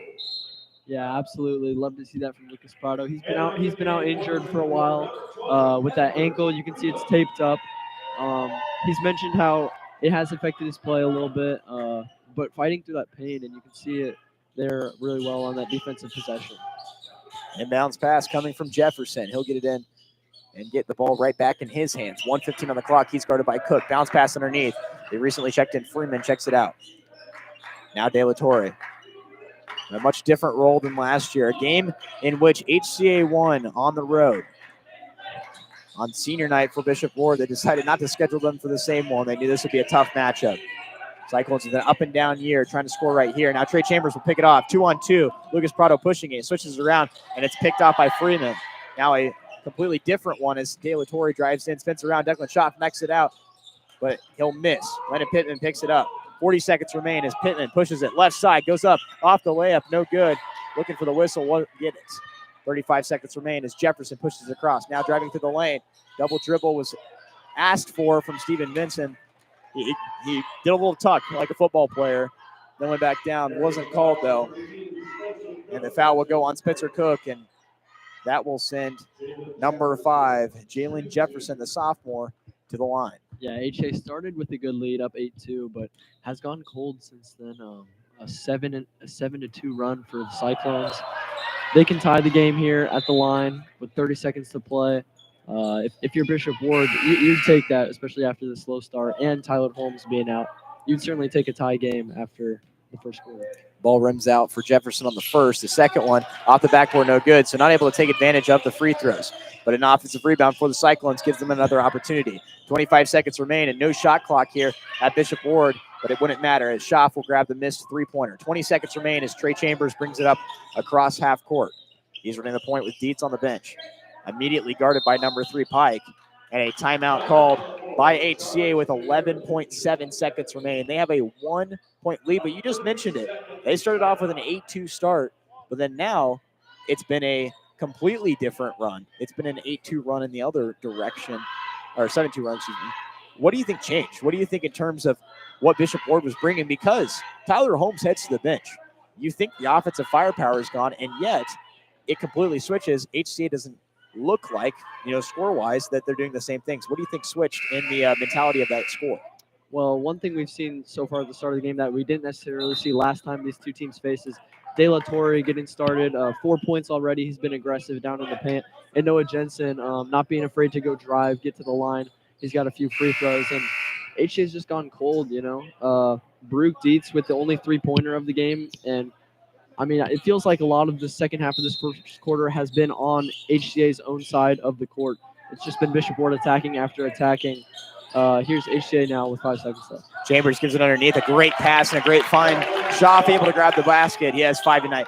It feels like that Seabury game as the buzzer goes 12-9. I think the communication just didn't realize that the clock was still running. We end the first quarter with a 12-9 score. Again, that last matchup, a 56-44 win for the Chargers. We'll take a break and return for a moment in a moment for the second quarter of basketball between these two Kaw Valley Conference rivals. 12-9 is our score with the Chargers on top.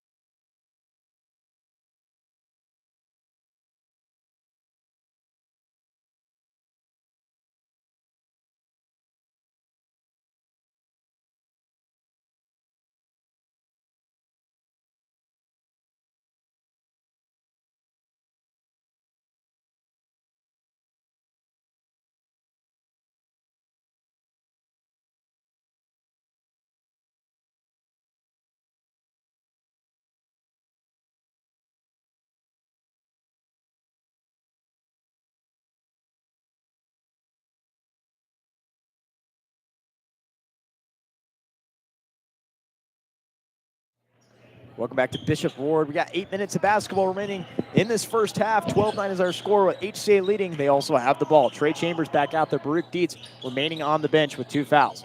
Driving to the lane. Chambers off the glass, no good, but he'll get the whistle. 2 free throws, and that's a quick foul right out of the gate for the Cyclones. Not even 10 seconds in, and Trey Chambers headed to the line. That's exactly what you want to see from Trey Chambers. Yes, you want him to convert the bucket, right? But forcing fouls early is so big in the 5-foul rule era. Yeah, especially when you're a 75% free throw shooter like Trey Chambers is. Get to the line, get these free points as he misses the first one, but doesn't have any points yet today. Let's see if he can get one right here. The Chargers realize the complete potential of what could happen if they win out, and realizing that this matchup, one of the biggest mountains they'll have to climb, have to conquer as Chambers sinks the second, if they want to go get a share of the Kaw Valley Conference. Right now, they sit completely knotted up with Bishop Seabury at the top of the Kaw Valley Conference as a foul is called on the other side. 17 seconds into the second quarter, 1 apiece in terms of fouls. Yeah, you see Tyler Holmes check back in the game. If I were Coach Vincent, I would tell my team, attack Tyler Holmes, get him to 3 fouls, which would probably see him sit out the rest of the half, and then the Chargers could start to build a good lead. So that's got to be the mindset. That's got to be the game plan here from the Chargers on offense. De La Torre runs out of room, gives it up to Devontae Davis. Now right back in the hands of De La Torre as Pittman knocks it out for a second. Now driving to the lane, throws it up. Off the glass, no good, and Lucas Prado will grab the rebound. 4-point lead for HCA. Now trying to push it is Prado as he switches back around to Chambers on the right side. Bounce pass, great one, as Pittman will throw it up, and no good. Schaff grabs the offensive rebound for a second. He'll have to dive for it, and he'll cross over as it's picked up by Jensen. Now ball knocked out, and a foul called. And it looks like that one's going to go on Landon Pittman. Pittman seemed to just knock the ball right out of the hands. But the referee did have a very close angle right there in that corner. Great effort from Schaff. He just basically got boxed out on a dive. Baruch Dietz back into the game as Lucas Prado heads to the bench. He's doing sporadic minutes right now, trying to get as much as he can in little spurts. Yeah, and like I said with Tyler Holmes, but flip now for Baruch Dietz. He's on 2 fouls. So let's see if Ward tries to attack him here. Holmes, pass on the right side. Davis, guarded by Cook, looking for an option. He'll throw it up in the middle of nowhere. Pittman picks it off. 1 man to beat on the right side. Layup up and good.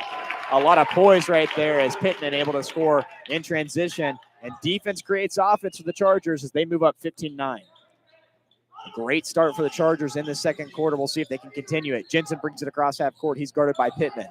Pittman already defensively in a lot of ways. Now Holmes trying to drive in, like you said. Now switches around, throws it up, and a whistle called. We'll see who it is called on, but Baruch Dietz and Declan Schaff were both right there. I think it's going to be on Baruch Dietz. It's going to be his 3rd foul. And they will switch it.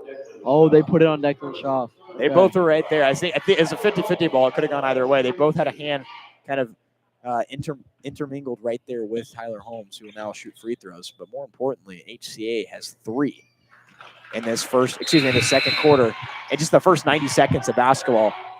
Yeah. The free throws can change the game. We said that with the Seabury game. The free throws can change the game, and right now, Bishop Ward has the advantage in the second quarter. Yeah, I agree. And Baruch Dietz has got to be careful there because last thing you need is to be on 3 fouls just under 10 minutes into, a 32-minute basketball game. So got to be smarter on defense there if you're Baruch.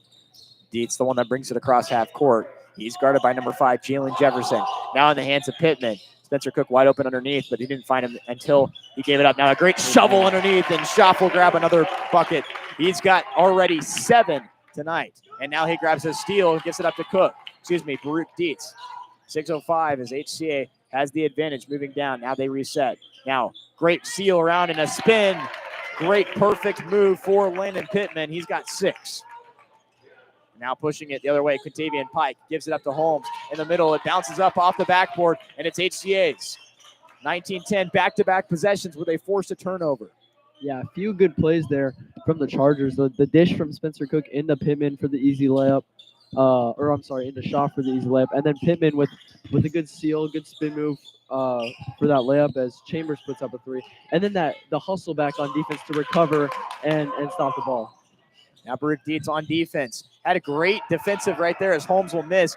He just put his hands up, realizing he can't take a foul right now. Now Chambers gives it up. Cook, left side 3. That one's up. No good. As 2 Cyclones go up, and Landon Pittman out-duels them 2-1 and gets the bucket. An effort play for Landon Pittman, who grabs the bucket. 8 points for him. Incredible performance in that sequence right there. 21-10, 5:09 on the clock. Yeah, I think Bishop Ward's coach had seen enough there. A good little run here for the Chargers. Great start to the second quarter, but something like that, he's not going to be happy about 2 guys jumping up for the ball and Landon Pittman grabbing it out of both their hands and then an easy layup.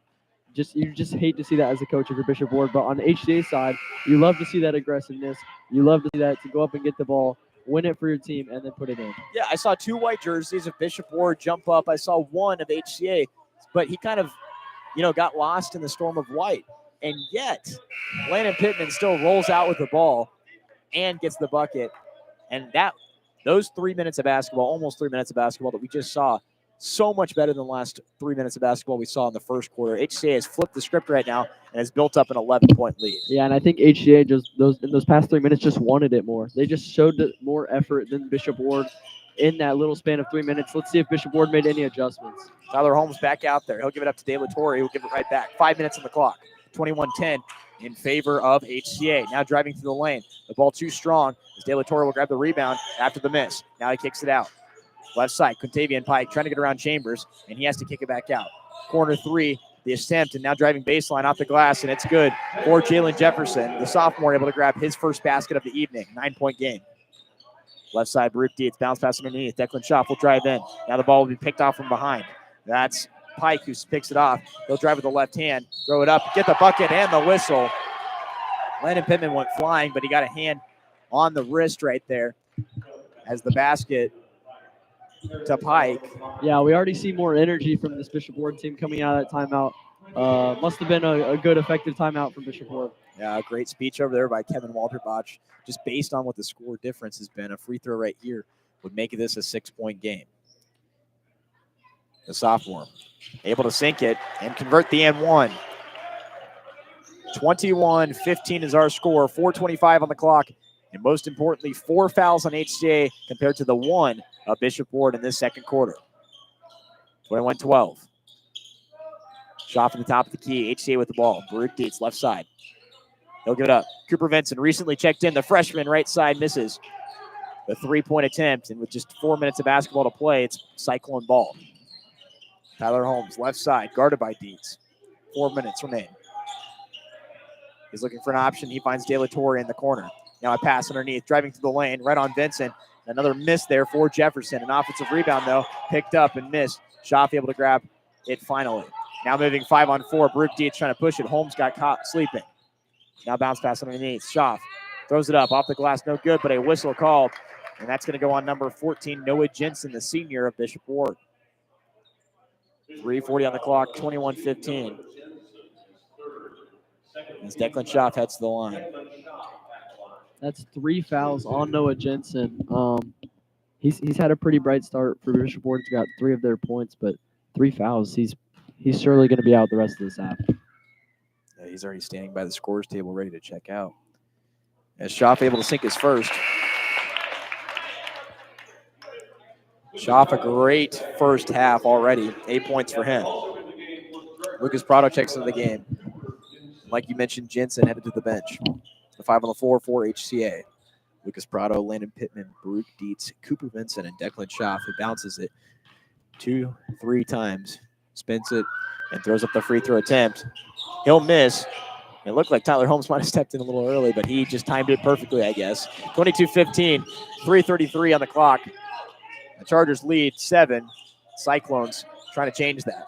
Now driving baseline. Jefferson, right side, able to get it. That's his favorite shot. He's already taken it multiple times. Able to convert it for the second time now. 5-point game. Chargers trying to push it. Lucas Prado in the corner. Gives it up to Pittman. Top of the key. 3. That one's up. Off the back iron. No good. De La Torre grabs another board. 3:11 on the clock. 5-point game. Kick out. 3-point attempt on the right side. That one misses long. Schaff picks it up. Didn't even touch the backboard or the rim. Schaff pushing it in. Loses the ball for a second and kicks it out. And an offensive foul called by the referee who was in transition. And you saw him start to signal the foul, but then switched over for the offensive one. And it's back in the hands of Bishop Ward, and that is the 5th foul, but it is the offensive foul, so it doesn't count towards that 5-foul mark. Now a double on Tyler Holmes, so an offensive weapon will have to come in, and that is Devontae Davis, who they give it up to. Now pushing it across half court is Jalen Jefferson. He'll push it in, kick it out. Now back in the hands of Jefferson. He'll drive baseline, his favorite move. Kicks it up. And a charge called. They knew it was coming this time. Like I said, one of his favorite moves. And right there, able to take the charge. And that is the 3rd foul on Bishop Ward in this quarter. 2:48 is what is on the clock. The Chargers lead by 5, also have the ball. Baruch Dietz across half court. Looking for an option on the left side. He finds Spitzer Cook. Now Cook underneath. Throws it to Schaff. Left block. Spins around. Kicks it out. Dietz, right side 3. That one misses strong. De La Torre grabs yet another board. And a foul called. Cook wanted the jump ball. Instead gets the foul. Yeah, we haven't really seen that 3 ball start to fall here yet for the Chargers. A lot of them were missing. I think we've only got 1 on the game, and I think that's kind of been the difference. If we were able to hit that 3 ball, this lead probably would have stretched out a little bit further. But, yeah, well, I mean, they can make it a 1-possession game here at the line. Gabriel De La Torre, the one that will try to do it. The senior already has 4 tonight. An opportunity for 2 right here as he makes the first. Spencer Cook to the bench as Trey Chambers checks into the game. 2.5 minutes remain.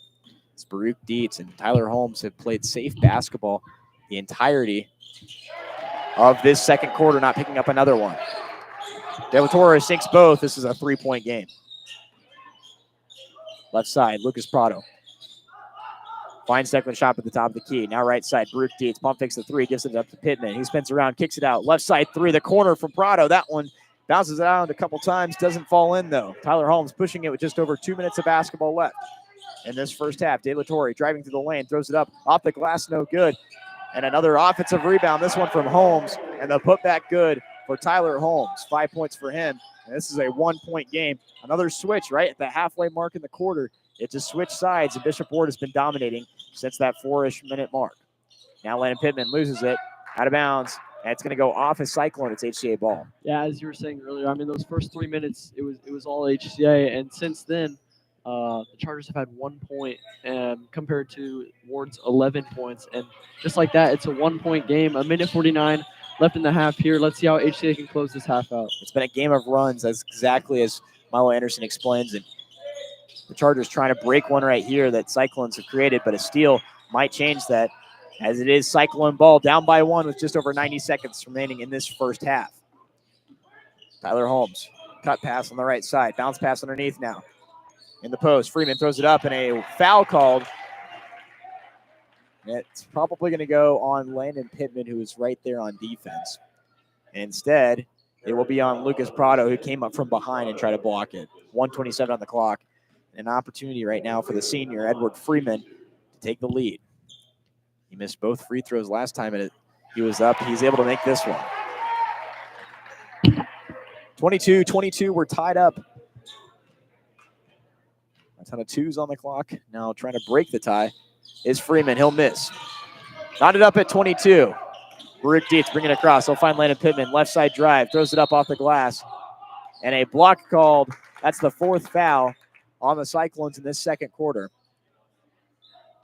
Yeah, We're going to see an inbounds pass. Ward wanted a charge there. It just looked like he was sliding over.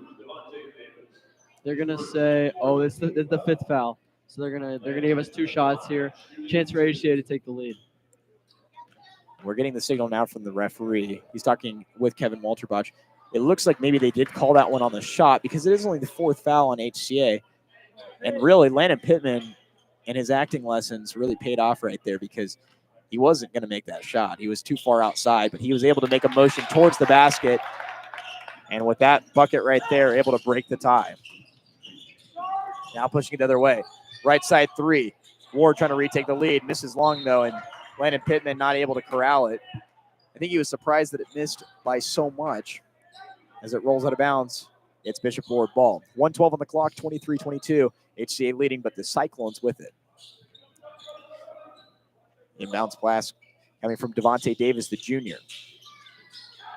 He'll find Tyler Holmes at the right elbow. Holmes pulls up from the free throw line, and he'll sink it, breaks the tie once again. And the Cyclones, take the lead for the Cyclones. 24-23, 60 seconds remain in this first half.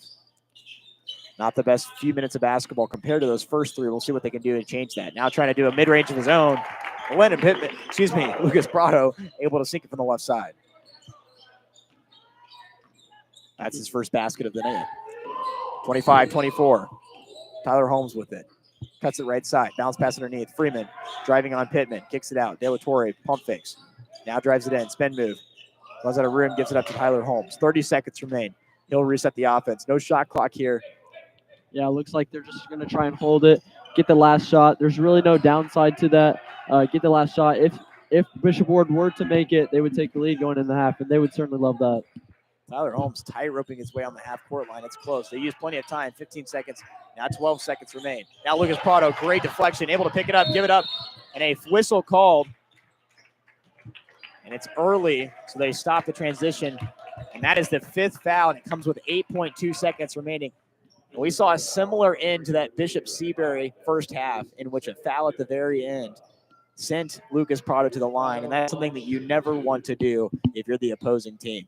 Yeah, a great play right there by Lucas Prado, the male athlete of the year at Heritage Christian Academy. He's going to go to the line here, hopefully hit 2 free throws, and give HCA a 3-point lead going in the break. Prado's first, up and good. Lucas Prado started to struggle at the beginning of the year. He's been on a hot streak from the free throw line, shooting just above 85% on this season. His second, up and good. I didn't want to jinx him, but he hasn't missed a free throw in a couple of weeks. So I almost said it, but waited instead. 5 seconds remaining. Tyler Holmes driving in left side, goes right around Cooper Benson and grabs the bucket as the buzzer rings. As Tyler Holmes, who was really held in check for a majority of that half, now has 9 points. 9 of the 26 for the Cyclones. They trail by 1, 27-26. We'll return with the second half of basketball with HCA leading 27-26.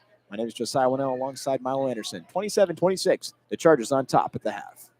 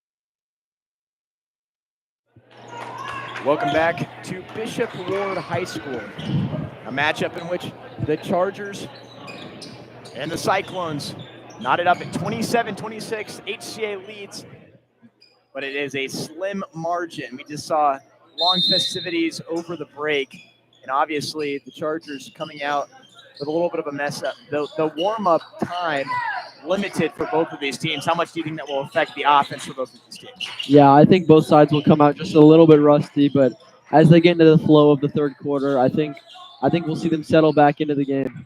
A reminder that Baruch Dietz and Tyler Holmes both have 2 fouls, and early travel from Gabriel De La Torre gives HC the ball back. And I think a big part of the first half was the production from the juniors, Landon Pittman and Declan Schaaf, combining for 17 of the team's 27 points. And they're both bigs. They're both down low in the paint. So even though HCA may not have the height advantage, they clearly want the ball more than Bishop Ward does down inside the paint. 2 turnovers on the first 2 possessions for each team, as the Cyclones move the other way, trying to redeem their first one in which they traveled. Now driving to the lane. Here goes Pike. He'll throw it up, and a block called on Landon Pittman. The Chargers looking for a travel signal. Pittman confused on that signal. That foul on Landon Pittman comes 45 seconds into this quarter, and that's the third on Landon Pittman, sending number 3 Quintavian Pike to the line. 27-26, HCA leading. Trying to tie it right here is Pike. He won't succeed on the first. Now to attempt his second free throw.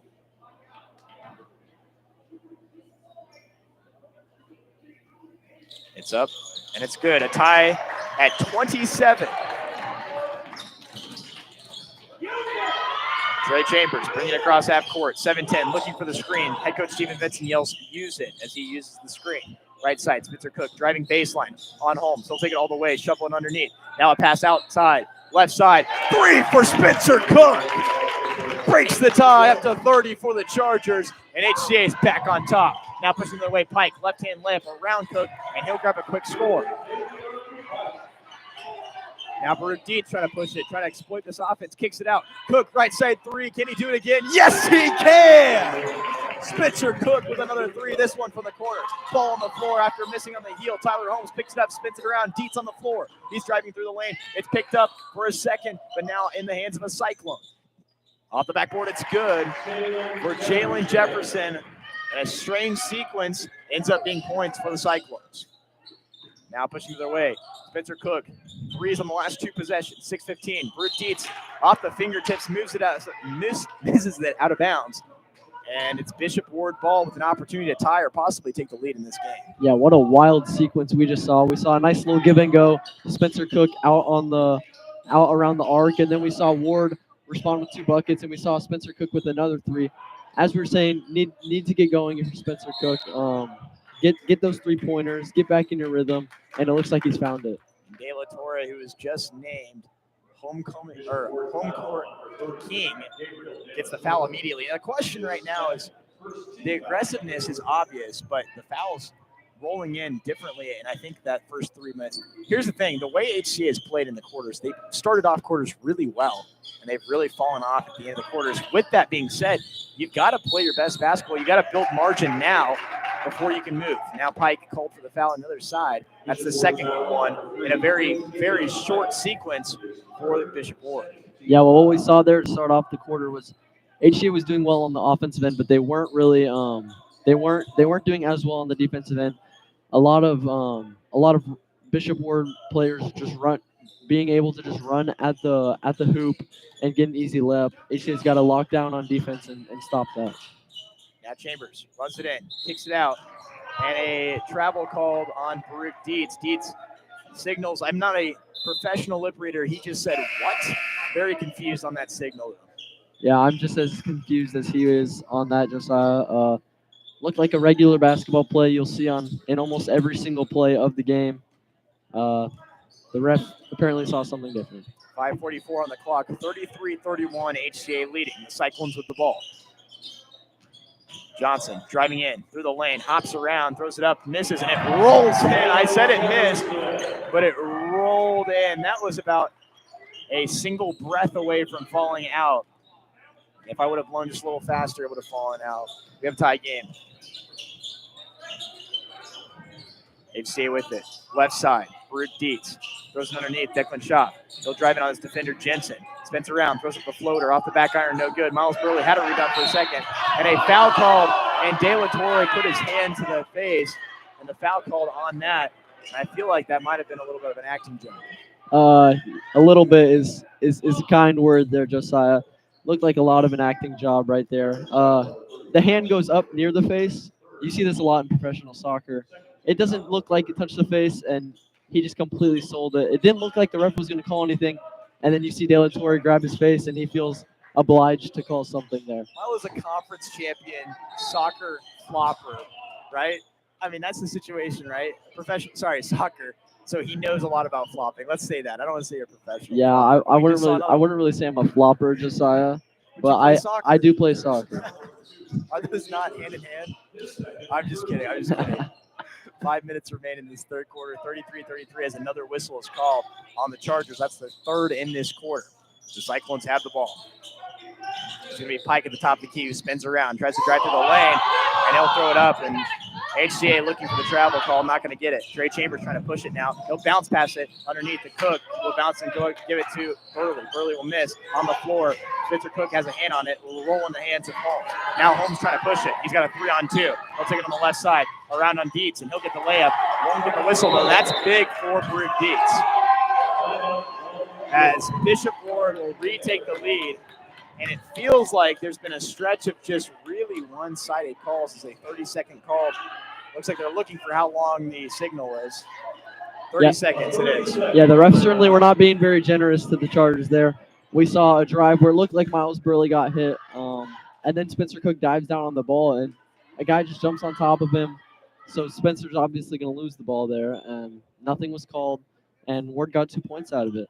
I don't know what it has to do with the 5-minute mark, but it feels like as soon as that 5-minute mark hits, 3 minutes into the basketball game, but 5 minutes on the clock, it feels like the momentum completely shifts. We've seen that in every single quarter.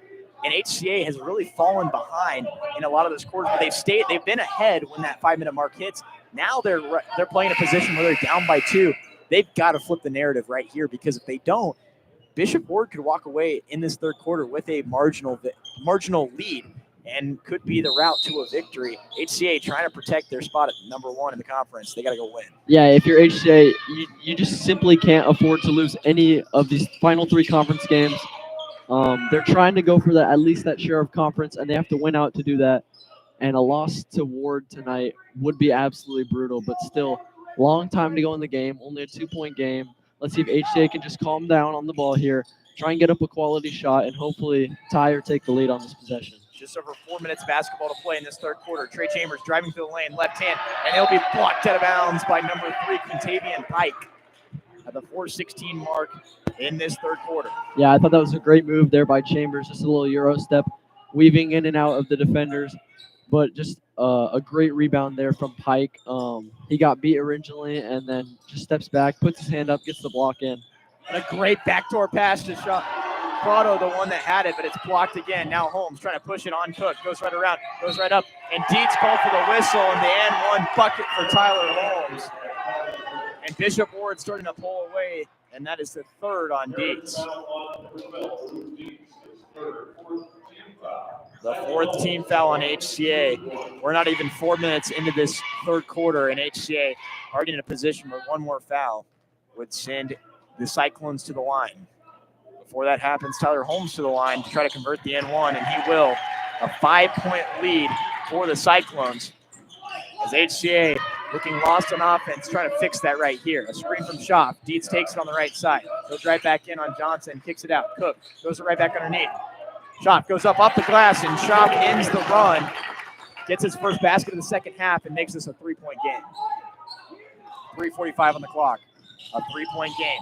Switching around is Quintavian Pike. Kick out. Jensen, 3 on the corner, and a return investment from Jensen as he'll sink the 3 and make this a 6-point game. Now a whistle called. Yeah, Chargers really got to clean it up on the defensive side of the floor there. Just a simple drive. and a kick out, and they already had a man open. HCA, they really got to lock it in here. They cannot let Bishop Ward pull away further. 3:30 to go here, already a 6-point deficit, and it's crucial that HCA stays close to Ward because they're going to need to come back to win this one if they want conference. Inbounds pass finds Chambers. He'll pull from the 3, left side, up and no good as it rattles out. Ball will be knocked out, though, and it's off a Charger. Yeah, it seems like no calls right now are going to HCA's way. Yeah, it's been a physical game, and there's been a lot more called on HCA's end than there has been on Ward's end. Inbounds pass to number 5, Jalen Jefferson. He's just trying to get across half court with 3 minutes remaining. 3:20, excuse me. Spencer Cook, the one on defense. He gets it to Jensen on the right side. 3:15 on the clock. 6-point lead for the Cyclones who have the ball. Devontae Davis gets it up to De La Torre on the left side, and a whistle called underneath. And that looks like it's going to be the 4th one on Baruch Dietz. Dietz can't believe it. Again, I can't either. I was watching that the whole time. Dietz and Holmes they're both pushing each other. I'm not really sure what the ref saw. He said Dietz held him. It just looked like it was just a physical play. Very, very unfortunate. And now Dietz is going to have to sit out here for a while. And Ward has hit that 5-foul mark. They're in the bonus. There's still 3 minutes left, and they have a 6-point lead. If you're HCA, now's the time to start getting nervous. Yeah, the ingredients are perfect for a extension of this run that they're already on. As Tyler Holmes, first free throw is up and good. He's got 6 already in just 4 and 50 seconds of basketball. 4 minutes and 50 seconds of basketball. Baruch Dietz to the bench, though. It's got to be, it's similar, right, to that Seabury game, but it hurts so much. It's similar to that Seabury game where he was in foul trouble as well, and he was able to stay in and not get that 5th foul as Tyler Holmes checks into the game. Bounces the ball out of bounds. He'll stay in the game, but when he's on the bench, there's not much that you can do to really add that addition. And so the question right now is, who can step up in his place? With 3:05 on the clock in this 3rd quarter. An 8-point lead for the Cyclones. Trey Chambers gives it up, swings it around with the help of Pittman. Now in the hands of Cook from Prado. Shot, throws it underneath, fires it underneath, kick out. Prado, left side corner 3, misses short. Cook tried to grab the rebound. It's going to be kicked out of bounds. For a second, but Jensen saves it from rolling out of bounds. Now Jefferson pushing it the other way. He'll lose it for a second. Throws it up off the backboard. Will miss. Grabs it on rebound, though. Flips around. And the second time is good for Jefferson. Man, as Jefferson had a great 3rd quarter. 9 points already. A 10-point lead for Bishop Ward as a whistle call on Jefferson. Trey Chambers literally swung him around as he had an arm tangled up in his vernacular. 2:30 on the clock. Yeah, the HCA coaching staff cannot be happy about that last play. Jefferson misses it. 4 HCA guys standing there in the paint, and no one boxes out. It bounces right back to Jefferson. He puts it back up. And, don't look now, but it's a 10-point lead for Ward, and they could pull away from this one. Trey Chambers brings it across half court, switches over to the left side. Now drives in, thinks about a 3, instead gets it up to Pitt. Now underneath. Chop gets the seal, throws it up. Off the glass, no good, but it gets the whistle. Yeah, that's just a good pass inside there to Declan Schaaf, because really only positives you could take away there if you're Declan Schaaf. It's either a made bucket or drew the foul. He drew the foul. Really crucial that he makes both these free throws if they want to come back in this game.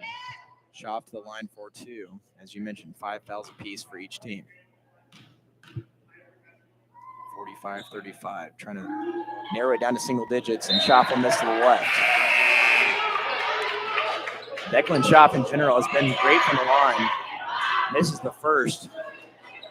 We're going to see number 5, Jalen Jefferson, head to the bench. And Tyler Holmes out there had 2 early fouls, has been very careful ever since. Schaaf misses both of them as the second one rattles out. 10-point lead for the Cyclones, who have the ball. 2:12 on the clock. Tyler Holmes bringing it across. Thinks about a 3 and gets it to Jensen. Jensen left side. Guarded by Prado. Thinks about a screen. Gets it to Holmes at the left elbow. Drives through. Throws it up. Gets the bucket as he rolls it in. Tyler Holmes, 8 points in this 3rd quarter. Now a long pass goes way over the head of Declan Schaaf. And Schaaf, who stands at 6'5", it's difficult to get it over him. A 12-point lead has been built by the Cyclones, and I said it at the 5-minute mark when there was only a 2-point difference. What do you got to do to break that cycle right there? And, they go on a 10-0 run. Cyclones do. Right now, HCA is looking at their clock. They say there's 10 more minutes of basketball to play. They've got to turn something around right now. They can't wait till the fourth quarter, because playing behind against a team like this is very difficult to do. What are the specific things that you're looking at right now as we watch head coach Vincent talk to his guys right now about what you can do to kind of break away the deficit? Because there's not a 12-point play. You can't get back in this game by the fourth quarter unless you go on a little bit of a miracle run. What can you do to get back in this game? Yeah, I mean, for me, it starts with stops on the defensive end. It's just been too easy for Ward. They're getting to the hoop too easily. They've already got 21 points in this quarter compared to HCA's 8.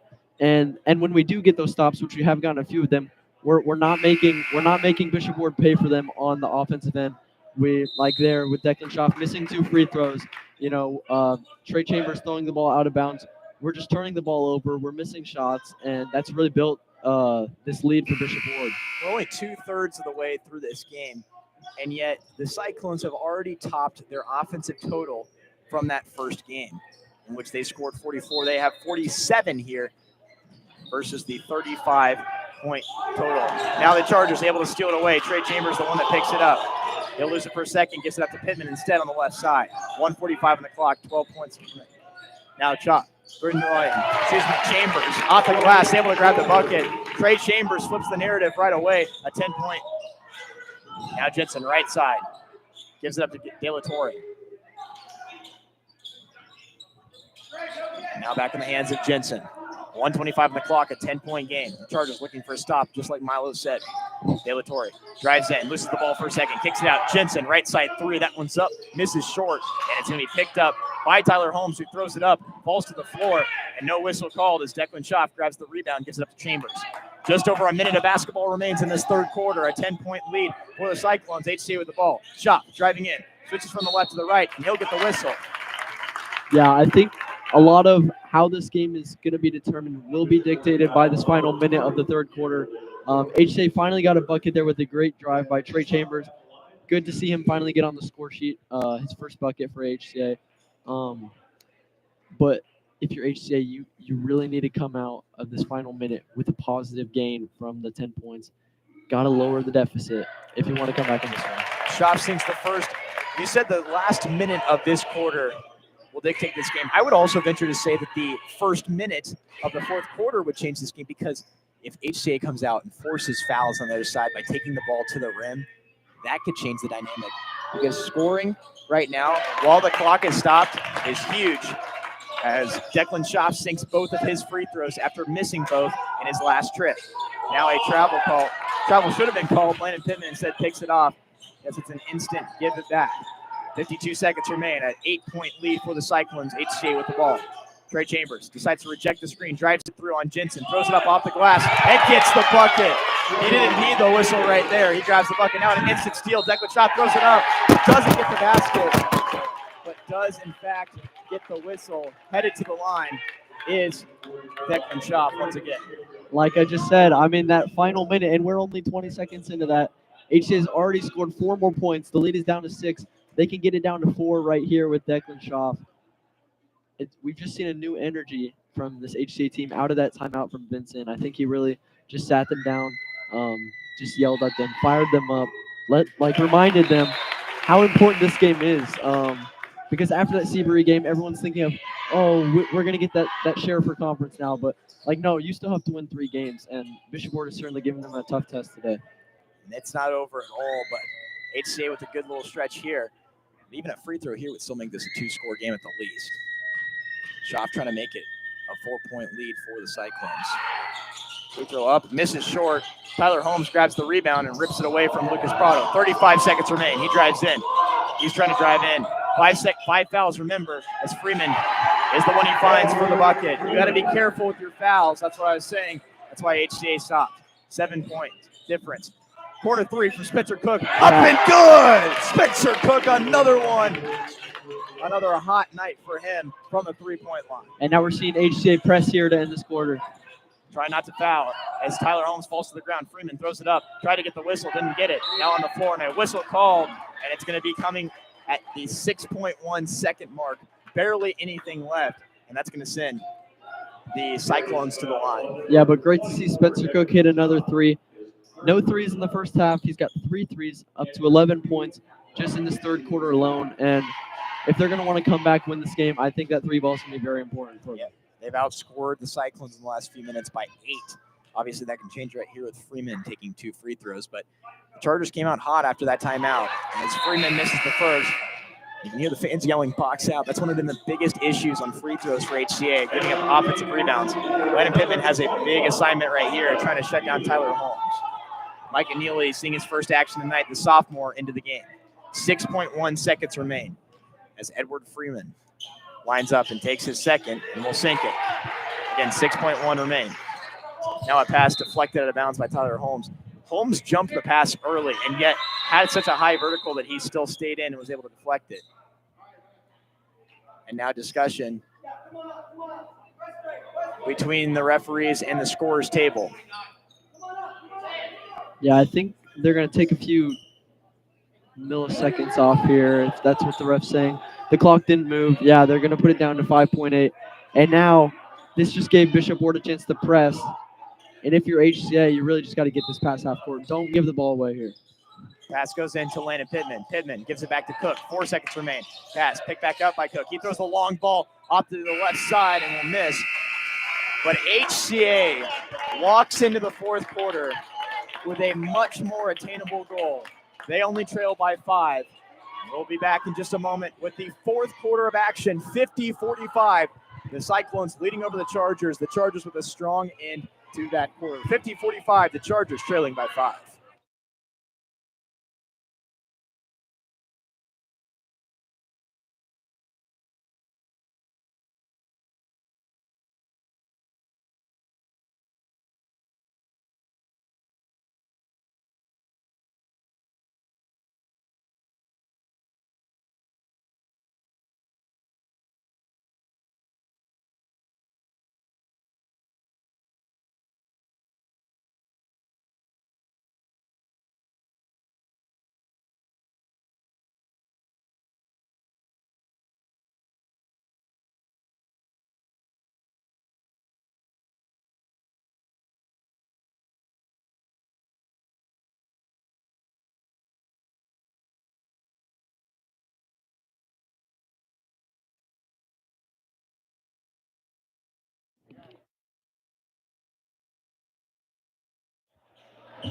Welcome back into Bishop Ford. My name is Josiah Wonnell Milo Anderson.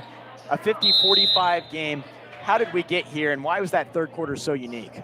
So unique because Ward only scoring 26 points in the first half, and they scored 24 in those last 8 minutes alone, getting out to a 5-point lead. We did see some bright spots from HCA there to end that quarter. 10-3 run. It seems like they have a little bit of that momentum.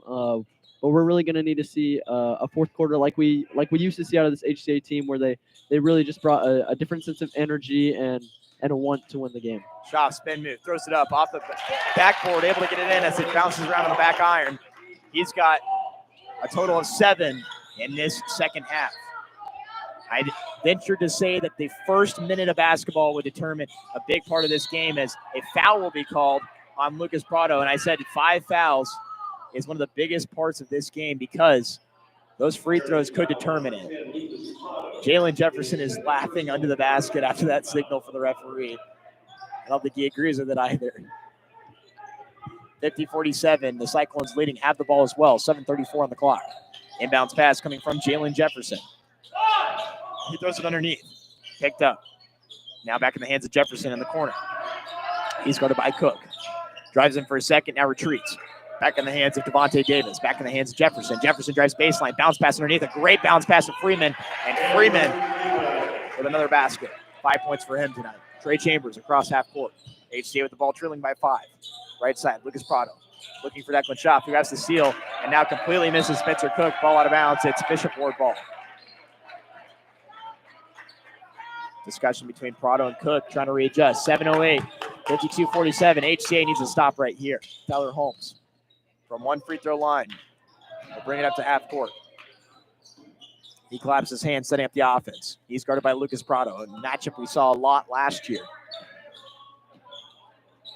He'll dribble it over to the right side, right in front of his bench. Now he'll reset to the left side. Jefferson follows him on the baseline. Now he crosses over. Now a dribble left hand, right through the lane, throws it up, misses, grabs his own rebound, throws it up, and gets the offensive putback. And that's what killed HCA in that third quarter. We'll see if they can adjust here as they now trail by 7. They have the ball also on offense. Trey Chambers drives to the lane, off the backboard, and responds as Trey Chambers, 6 points for him in the half. As a whistle will be called on Lucas Prado, the second one. That very, very soft whistle there. I'm not really sure how that one could be called a foul. As you see, Baruch Dietz check in now. He's on 4 fouls, so he has to be careful here if he wants to remain in this game. Yeah, 4 fouls for Dietz, like you said, but also 3 for Lucas Prado, who he sent to the bench. Jensen, inbounds pass. He'll go into Jefferson, who picks it up in the corner. Now get back to Jensen, who will bring it across.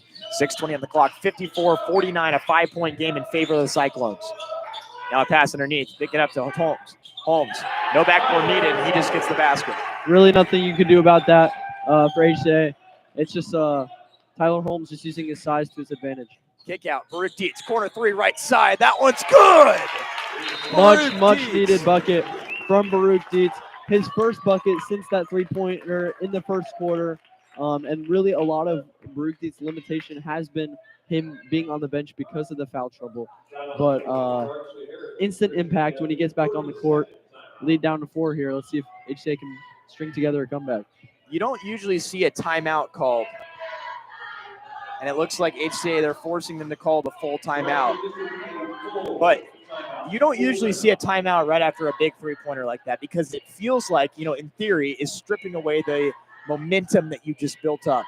Why do you think they called the timeout right there? Because obviously that was not the best basketball that we had seen from HCA or Bishop Ward, but HCA specifically in those first 2 minutes. But yet it's a 4-point game, which is already progress. Why do you think they called the timeout right in that moment? HCA calls a timeout right after a 3, and the momentum takes away. Yeah, maybe just give your players a little bit of a rest. Like Coach Vincent was yelling earlier, get a stop. They absolutely need a stop. And maybe just resting your defense, setting up your defense, trying to lock down Tyler Holmes because the ball is going to him. He's going to drive into the lane. How do you stop that? How do you step in there, take a charge, and how do you get the ball back, get the stop, and then hopefully convert on the offensive end? Yeah, that's been the story in a lot of HCA games. Who can take the charge in the fourth quarter to flip the narrative back in the way of HCA? That could be the moment that we see the climax here for HCA. But ultimately, 6 minutes remain. They trail by 4. Yeah, and about taking the charge, we heard Coach Vincent in a timeout earlier in the game yelling at his players, take a charge, because Bishop Ward is so just run downhill. And if you just step in there, take a charge, hopefully the refs give you the call. It really helps your team, really gives your team more energy. Tyler Holmes spinning around, trying to keep Cook off him. Now he spins back around. Loses the ball, though, and Schaaf picks it up. Gives it up to Dietz. 5:45 on the clock. HCA trailing by 4 has the ball. Dietz, who just sunk that 3. Gives it up to Chambers, left side. He's guarded by Jefferson, who gives it right back to Dietz. Dietz looking for the screen for Pittman. Decides to reset. Sends it back down to the right block. Now he asks for the Schaaf screen instead. Hands it off to Schaaf. Now Schaaf driving through the lane. Throws it up. Off the glass. Doesn't get the basket, but does get the whistle. I think even more importantly, gets the first foul for HCA. First foul of Bishop Ward, and it looks like Tyler Holmes, one of the offensive star powers for Bishop Ward, is limping over to his sideline. That could be a huge loss for the Cyclones if he's injured. Yeah, and like I was talking about earlier, certainly not the way you would want to take Tyler Holmes out of the game. You'd rather just shut him down defensively. But who's going to step up for Bishop Ward? Earlier, we've seen Jensen step up. We've seen De La Torre. We've seen Freeman, Jefferson. But who's really going to take over in this game for Bishop Ward? Because for HCA, it might get a little bit easier on the defensive end, but you certainly can't let off the gas at all. 8 points in this half for Declan Schaaf, matching his total already from that first half. A free throw here would bring him up to 17, would also make this a 2-point game. He misses it short, and a whistle called underneath, a quick one, and that looks like it's going to go on Spencer Cook. Which is another big call because that's 3 team fouls, 2 more, and Bishop Ward will be sent to the line. It just looked like a regular basketball play. The ref saw more contact. We can say it now. We said it in the third quarter. Free throws could determine this game. HCA needs to make sure that they're careful. If that is not the case, Devontae Davis, right side, gives it up. Number 14. Jensen, guarded by Pittman. 5:10 on the clock. He'll dribble with his left hand. In the ends, and it's going to be stolen. Picked off by Declan Schaaf. Schaaf picks it up. Gives it up to Cook on the right side. 5 minutes remain. The Chargers trail by 3. Trey Chambers sets up the offense. Tries to reset it. Dietz asking for the ball. And that's who will reset the offense now. Dietz. Bounce pass. Gives it up to Schaaf. Schaaf loses for a second. Gives it up to Chambers. Chambers driving through the lane. Off the glass and good. Chambers lost it for a second. Able to re-corral it and get the basket. It looks like he is grimacing as Pike on the other side. And a block called on Baruch Dietz. And that will be the end of his night. The 4th foul on HCA in this quarter. And the 5th foul on Baruch Dietz, whose night will end. Yeah. Luke just brought on the game. Look very painful there from Baruch Dietz, but you love to see him put his body on the line for the team. Maybe not what you would want to see when you're on 4 fouls, but unfortunately a blocking foul was called, and that's going to be his 5th of the night. And here comes Tyler Holmes, who ran right out of the trainer's room. Baruch Dietz heads to the bench, and in comes Holmes. That's exactly what you don't want to see if you're HCA. As the first free throw good for Quintavian Pike. He'll now take his second and sink that one as well. So a 3-point lead for the Cyclones with 4:28 on the clock. And Tyler Holmes with only 2 fouls is back out there. Now Trey Chambers driving through the lane, throws it up, doesn't need a basket, but a foul called. And the baseline judge doesn't rule that. It's the one that is on our sideline from the signal on the outside. The foul will go on number 20, Edward Freeman. And that's a huge call because that's not only the second foul, so it adds to the total. That came from someone who was a little farther away. That could be a little bit controversial. Yeah, and I mean, the guy on the baseline didn't think it was a foul. Who knows if the ball was on the other end of the floor, if he would have called a foul there. Certainly looked like a block, especially if you're calling the one on Baruch Dietz a block. So glad to at least get the call there. Yeah, and the other thing you have to look at, though, is everybody has a different angle on the placement of the defender's body. And so I appreciate that he's willing to make that call. Baseline judge also didn't rule him down, so he agreed with it. Trey Chambers, second free throw is good, and we have a 1-point game as Chambers 10 in the second half. Gives him 11. A quick foul, though, from Pittman will send Holmes to the line. You could tell as soon as he got a hand on him, he realized he had made a mistake. Yeah, certainly a mistake there from Pittman. Not only just another foul, the 5th foul on HCA. Bishop Ward will be shooting free throws on every foul for the final 4 minutes and 19 seconds, which is crucial because so many free points can be given up at the line. Free throws could determine this game. Tyler Holmes sinks the first. A great second half for him. He's already got 13. And on the night as a whole, a 20-plus point performance with 22 as De La Torre checks into the game. 59-57, 4:19 on the clock. Tyler Holmes to the line after sinking the first with an opportunity to bring the total up to 60. He will not as it rolls off to the right. Pittman grabs the rebound. HCA with an opportunity here to tie or possibly take the lead. Chambers finds Cook, right side 3 for the lead. That one rolls out, picked up by Jefferson. Now the ball in the switch around. It's going to be picked up by Holmes, though, who brings it across. 4 minutes of basketball remain in this half. Chambers, the one on defense. Holmes very close to that half-court line. Now Prado on defense. Has to give it across to Jensen. Jensen driving it on Schaaf. Spins around, kicks it out. 3 from Pike. That one's up and misses short. And it will roll off Spencer Cook and go out of bounds. And just misplacement from Cook. And he's frustrated, visibly frustrated right now. As you can tell, the Chargers are not only tired, but also starting to get a little bit frustrated with the situation. Yeah, a bit unlucky there. HCA gets a good defensive stop. Would have loved to grab that rebound and then hopefully went down and tied or take the lead on the other side of the floor. Let's see if they can get another stop. Great play from Trey Chambers, who saw the ball in front of him, and he grabbed it, put a hand on it, and did not let go. A jump ball signal. That will flip the possession arrow. It will be Bishop Ward's. Inbounds pass finds number 3, Contavious Pike. He's guarded by Spencer Cook. He's looking for Holmes.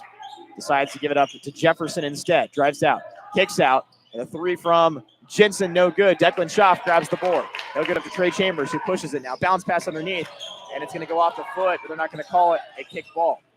Now in transition, Jensen going to give it up to Holmes on the left side, driving baseline. He'll push off and then go up, and a whistle called on Lucas Prado as Tyler Holmes will head to the line. And once again, going back to the offensive possession, Trey Chambers, bounce pass underneath.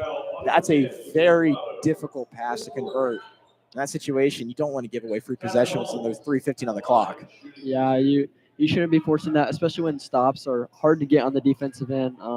It hurts to just give the ball away like that, especially when you're running down the floor. Probably could have pulled it out, found a better option, but Holmes to the line now. And it rattles in. A 3-point lead for the Cyclones. Majority of the scoring this evening coming from him. Trying to make this a 2-score game. 3:15 on the clock. Up and good for Holmes. HCA with it, trailing by 4. 3:12 on the clock. We'll see if they can flip the switch and score with Baruch Dietz out of the game with fouled out. Spencer Cook, top of the key. The 3 up and no good to the right. And you can tell that was the look HCA wanted. Not able to convert, though. 2:59 on the clock. Yeah, I got the open look there, but I think Spencer Cook likes the 3 ball more near the baseline. Tough one from top of the arc and just couldn't get it to fall. The roles of point guard now given to Contavious Pike, the sophomore. They'll bounce pass it to number 5, Jalen Jefferson. HCA's spot at the top of the Kaw Valley Conference in jeopardy right now as they trail by 4. The Cyclones with it. Jefferson in the hands of Jensen now, guarded by Landon Pittman on the right side. He's running out of time. Instead, picks up his dribble after one bounce. Now Lucas Prado picks it up. He's got one guy behind him. He'll switch up, throw it off the glass. Won't get the whistle, was looking for it. And he'll also miss the shot. Now the ball flying up in the air. Jefferson catches it and stays in bounds. And a whistle called, a timeout from Bishop Ward, 2:15 on the clock. And that miss right there, so demeaning for Lucas Prado to miss. But right now, ultimately what we have to look at is HCA trailed by 12 at one point in this game. In that third quarter, they're staying in it. But the biggest issue right now, I would say, is that foul number. 5 fouls already on HCA, 2 on the Cyclones. Free throws could determine this game. We've said it nonstop. HCA's got to be careful here. And not just that, but I think it's very crucial to be on top of the game in these final few minutes because of the no shot clock. Ward can get this ball and dribble it as long as they want until HCA takes it from them or fouls them. So having that lead in the final minute 30, 2 minutes, it really can determine the outcome of this game because there's no shot clock and the teams can hold the ball as long as they like. So I'd like to see, interesting to see what Vincent's going to bring out here. Different type of aggressiveness from the Chargers and maybe go attack that ball a little bit more so Bishop Ward doesn't run this clock out.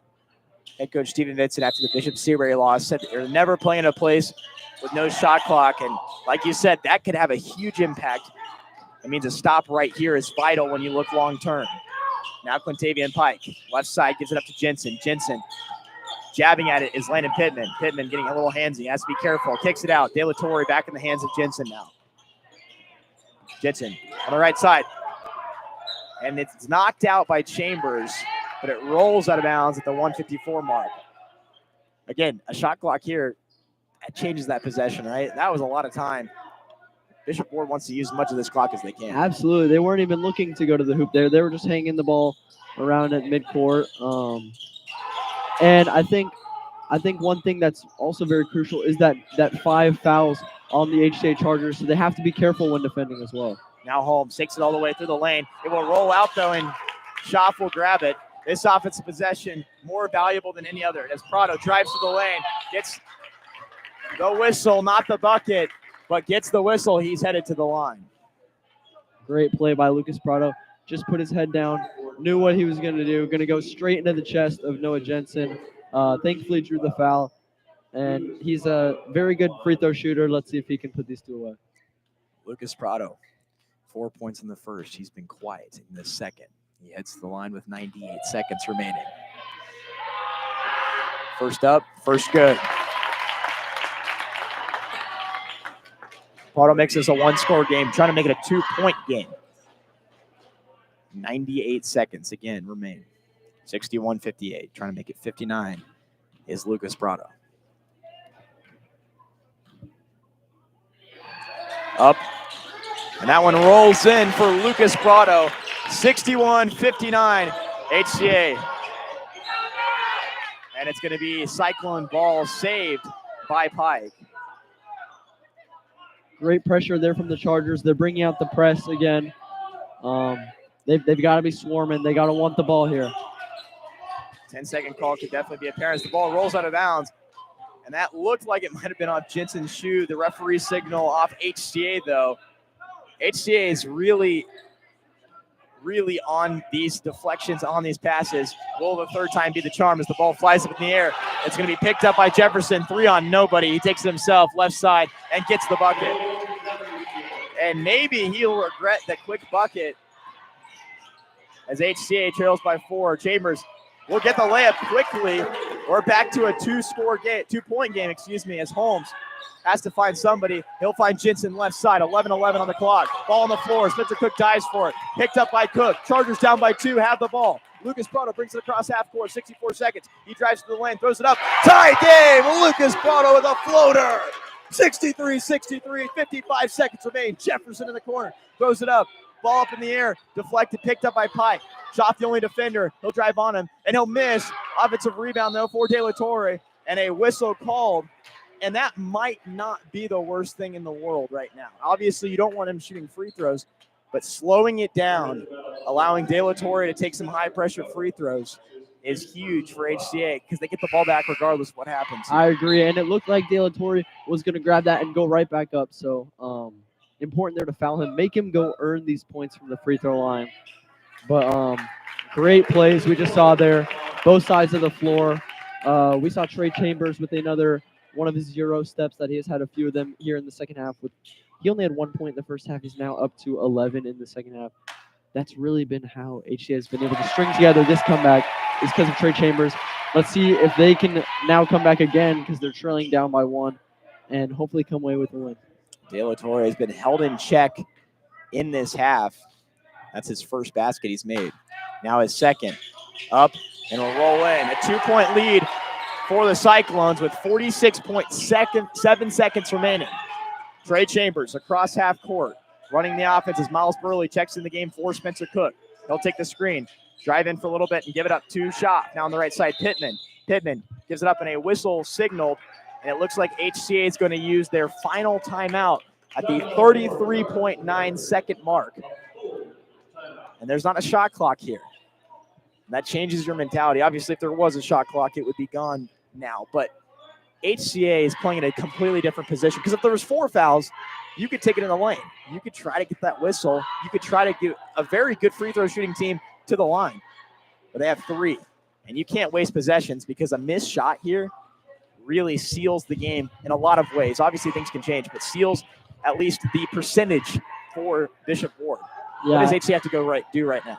Well, if you're HCA, you kind of have to recognize this is one of the most important possessions of the season for the Chargers. When you look at it as a whole, having to win out to want that share of conference if you want it in your hands, absolutely crucial. Let's see what Coach Vincent can draw up here and see if the guys can go up there and get a clutch bucket. And then it's going to come down to the defensive side of the floor, and it's going to come down to stopping Tyler Holmes. But we got to score that bucket first. Bishop Ward has dropped some strange games this year, games that they thought they were going to win. But they went and they made a close game with Seabury really interesting. A 9-point game that ended up being way more than it actually was. But this has been a weird year for Bishop Ward. This is a signature win if they can go get it. This Chargers, on the other hand, they've got to come out here and defend their stake at the front of the conference. Trey Chambers picks it up, collects his thoughts. 30 seconds remain. They'll bring it across half court, and he's guarded by Jefferson. Looking for the screen, takes it from Shot.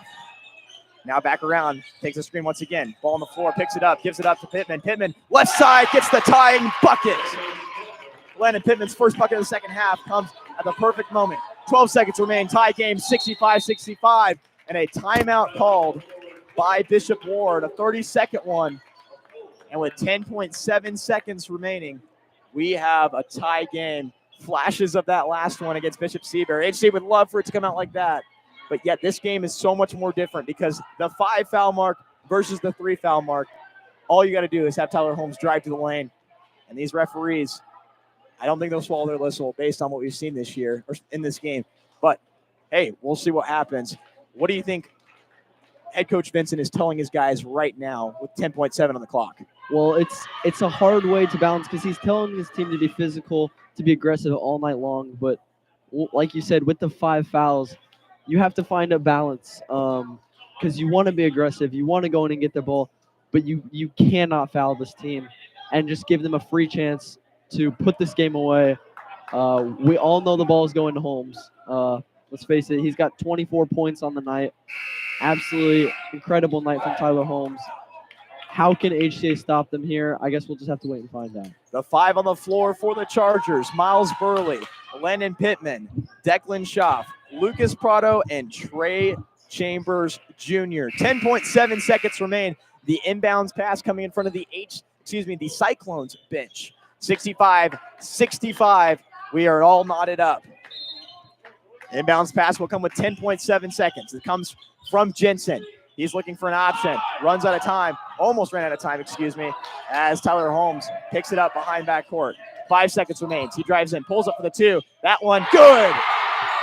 Clock goes up. Declan Schaff going to have to throw a long one, and that's going to fall short. And Tyler Holmes wins at the end. Holmes pulling up for a 2.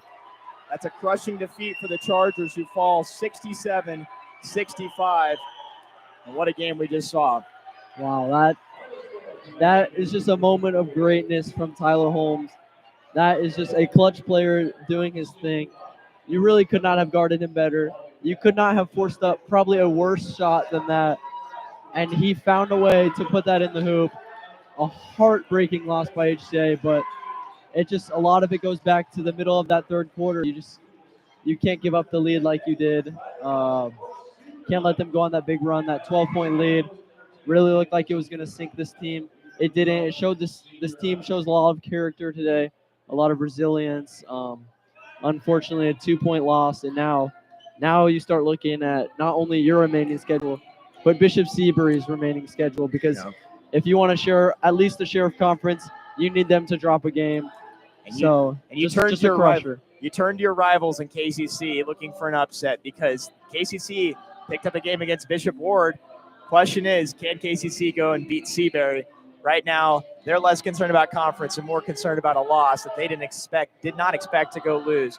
And a loss on the road for HCA. It's been a struggle on the road this year. They drop to 11-5. The Cyclones, on the other hand, they move up and grab their 9th win of the season. 67-65, our final score. The Chargers lose a nail-biter and a close one to Bishop Ward. Tyler Holmes with the game-winning shot. 67-65. The Chargers drop to 11-5.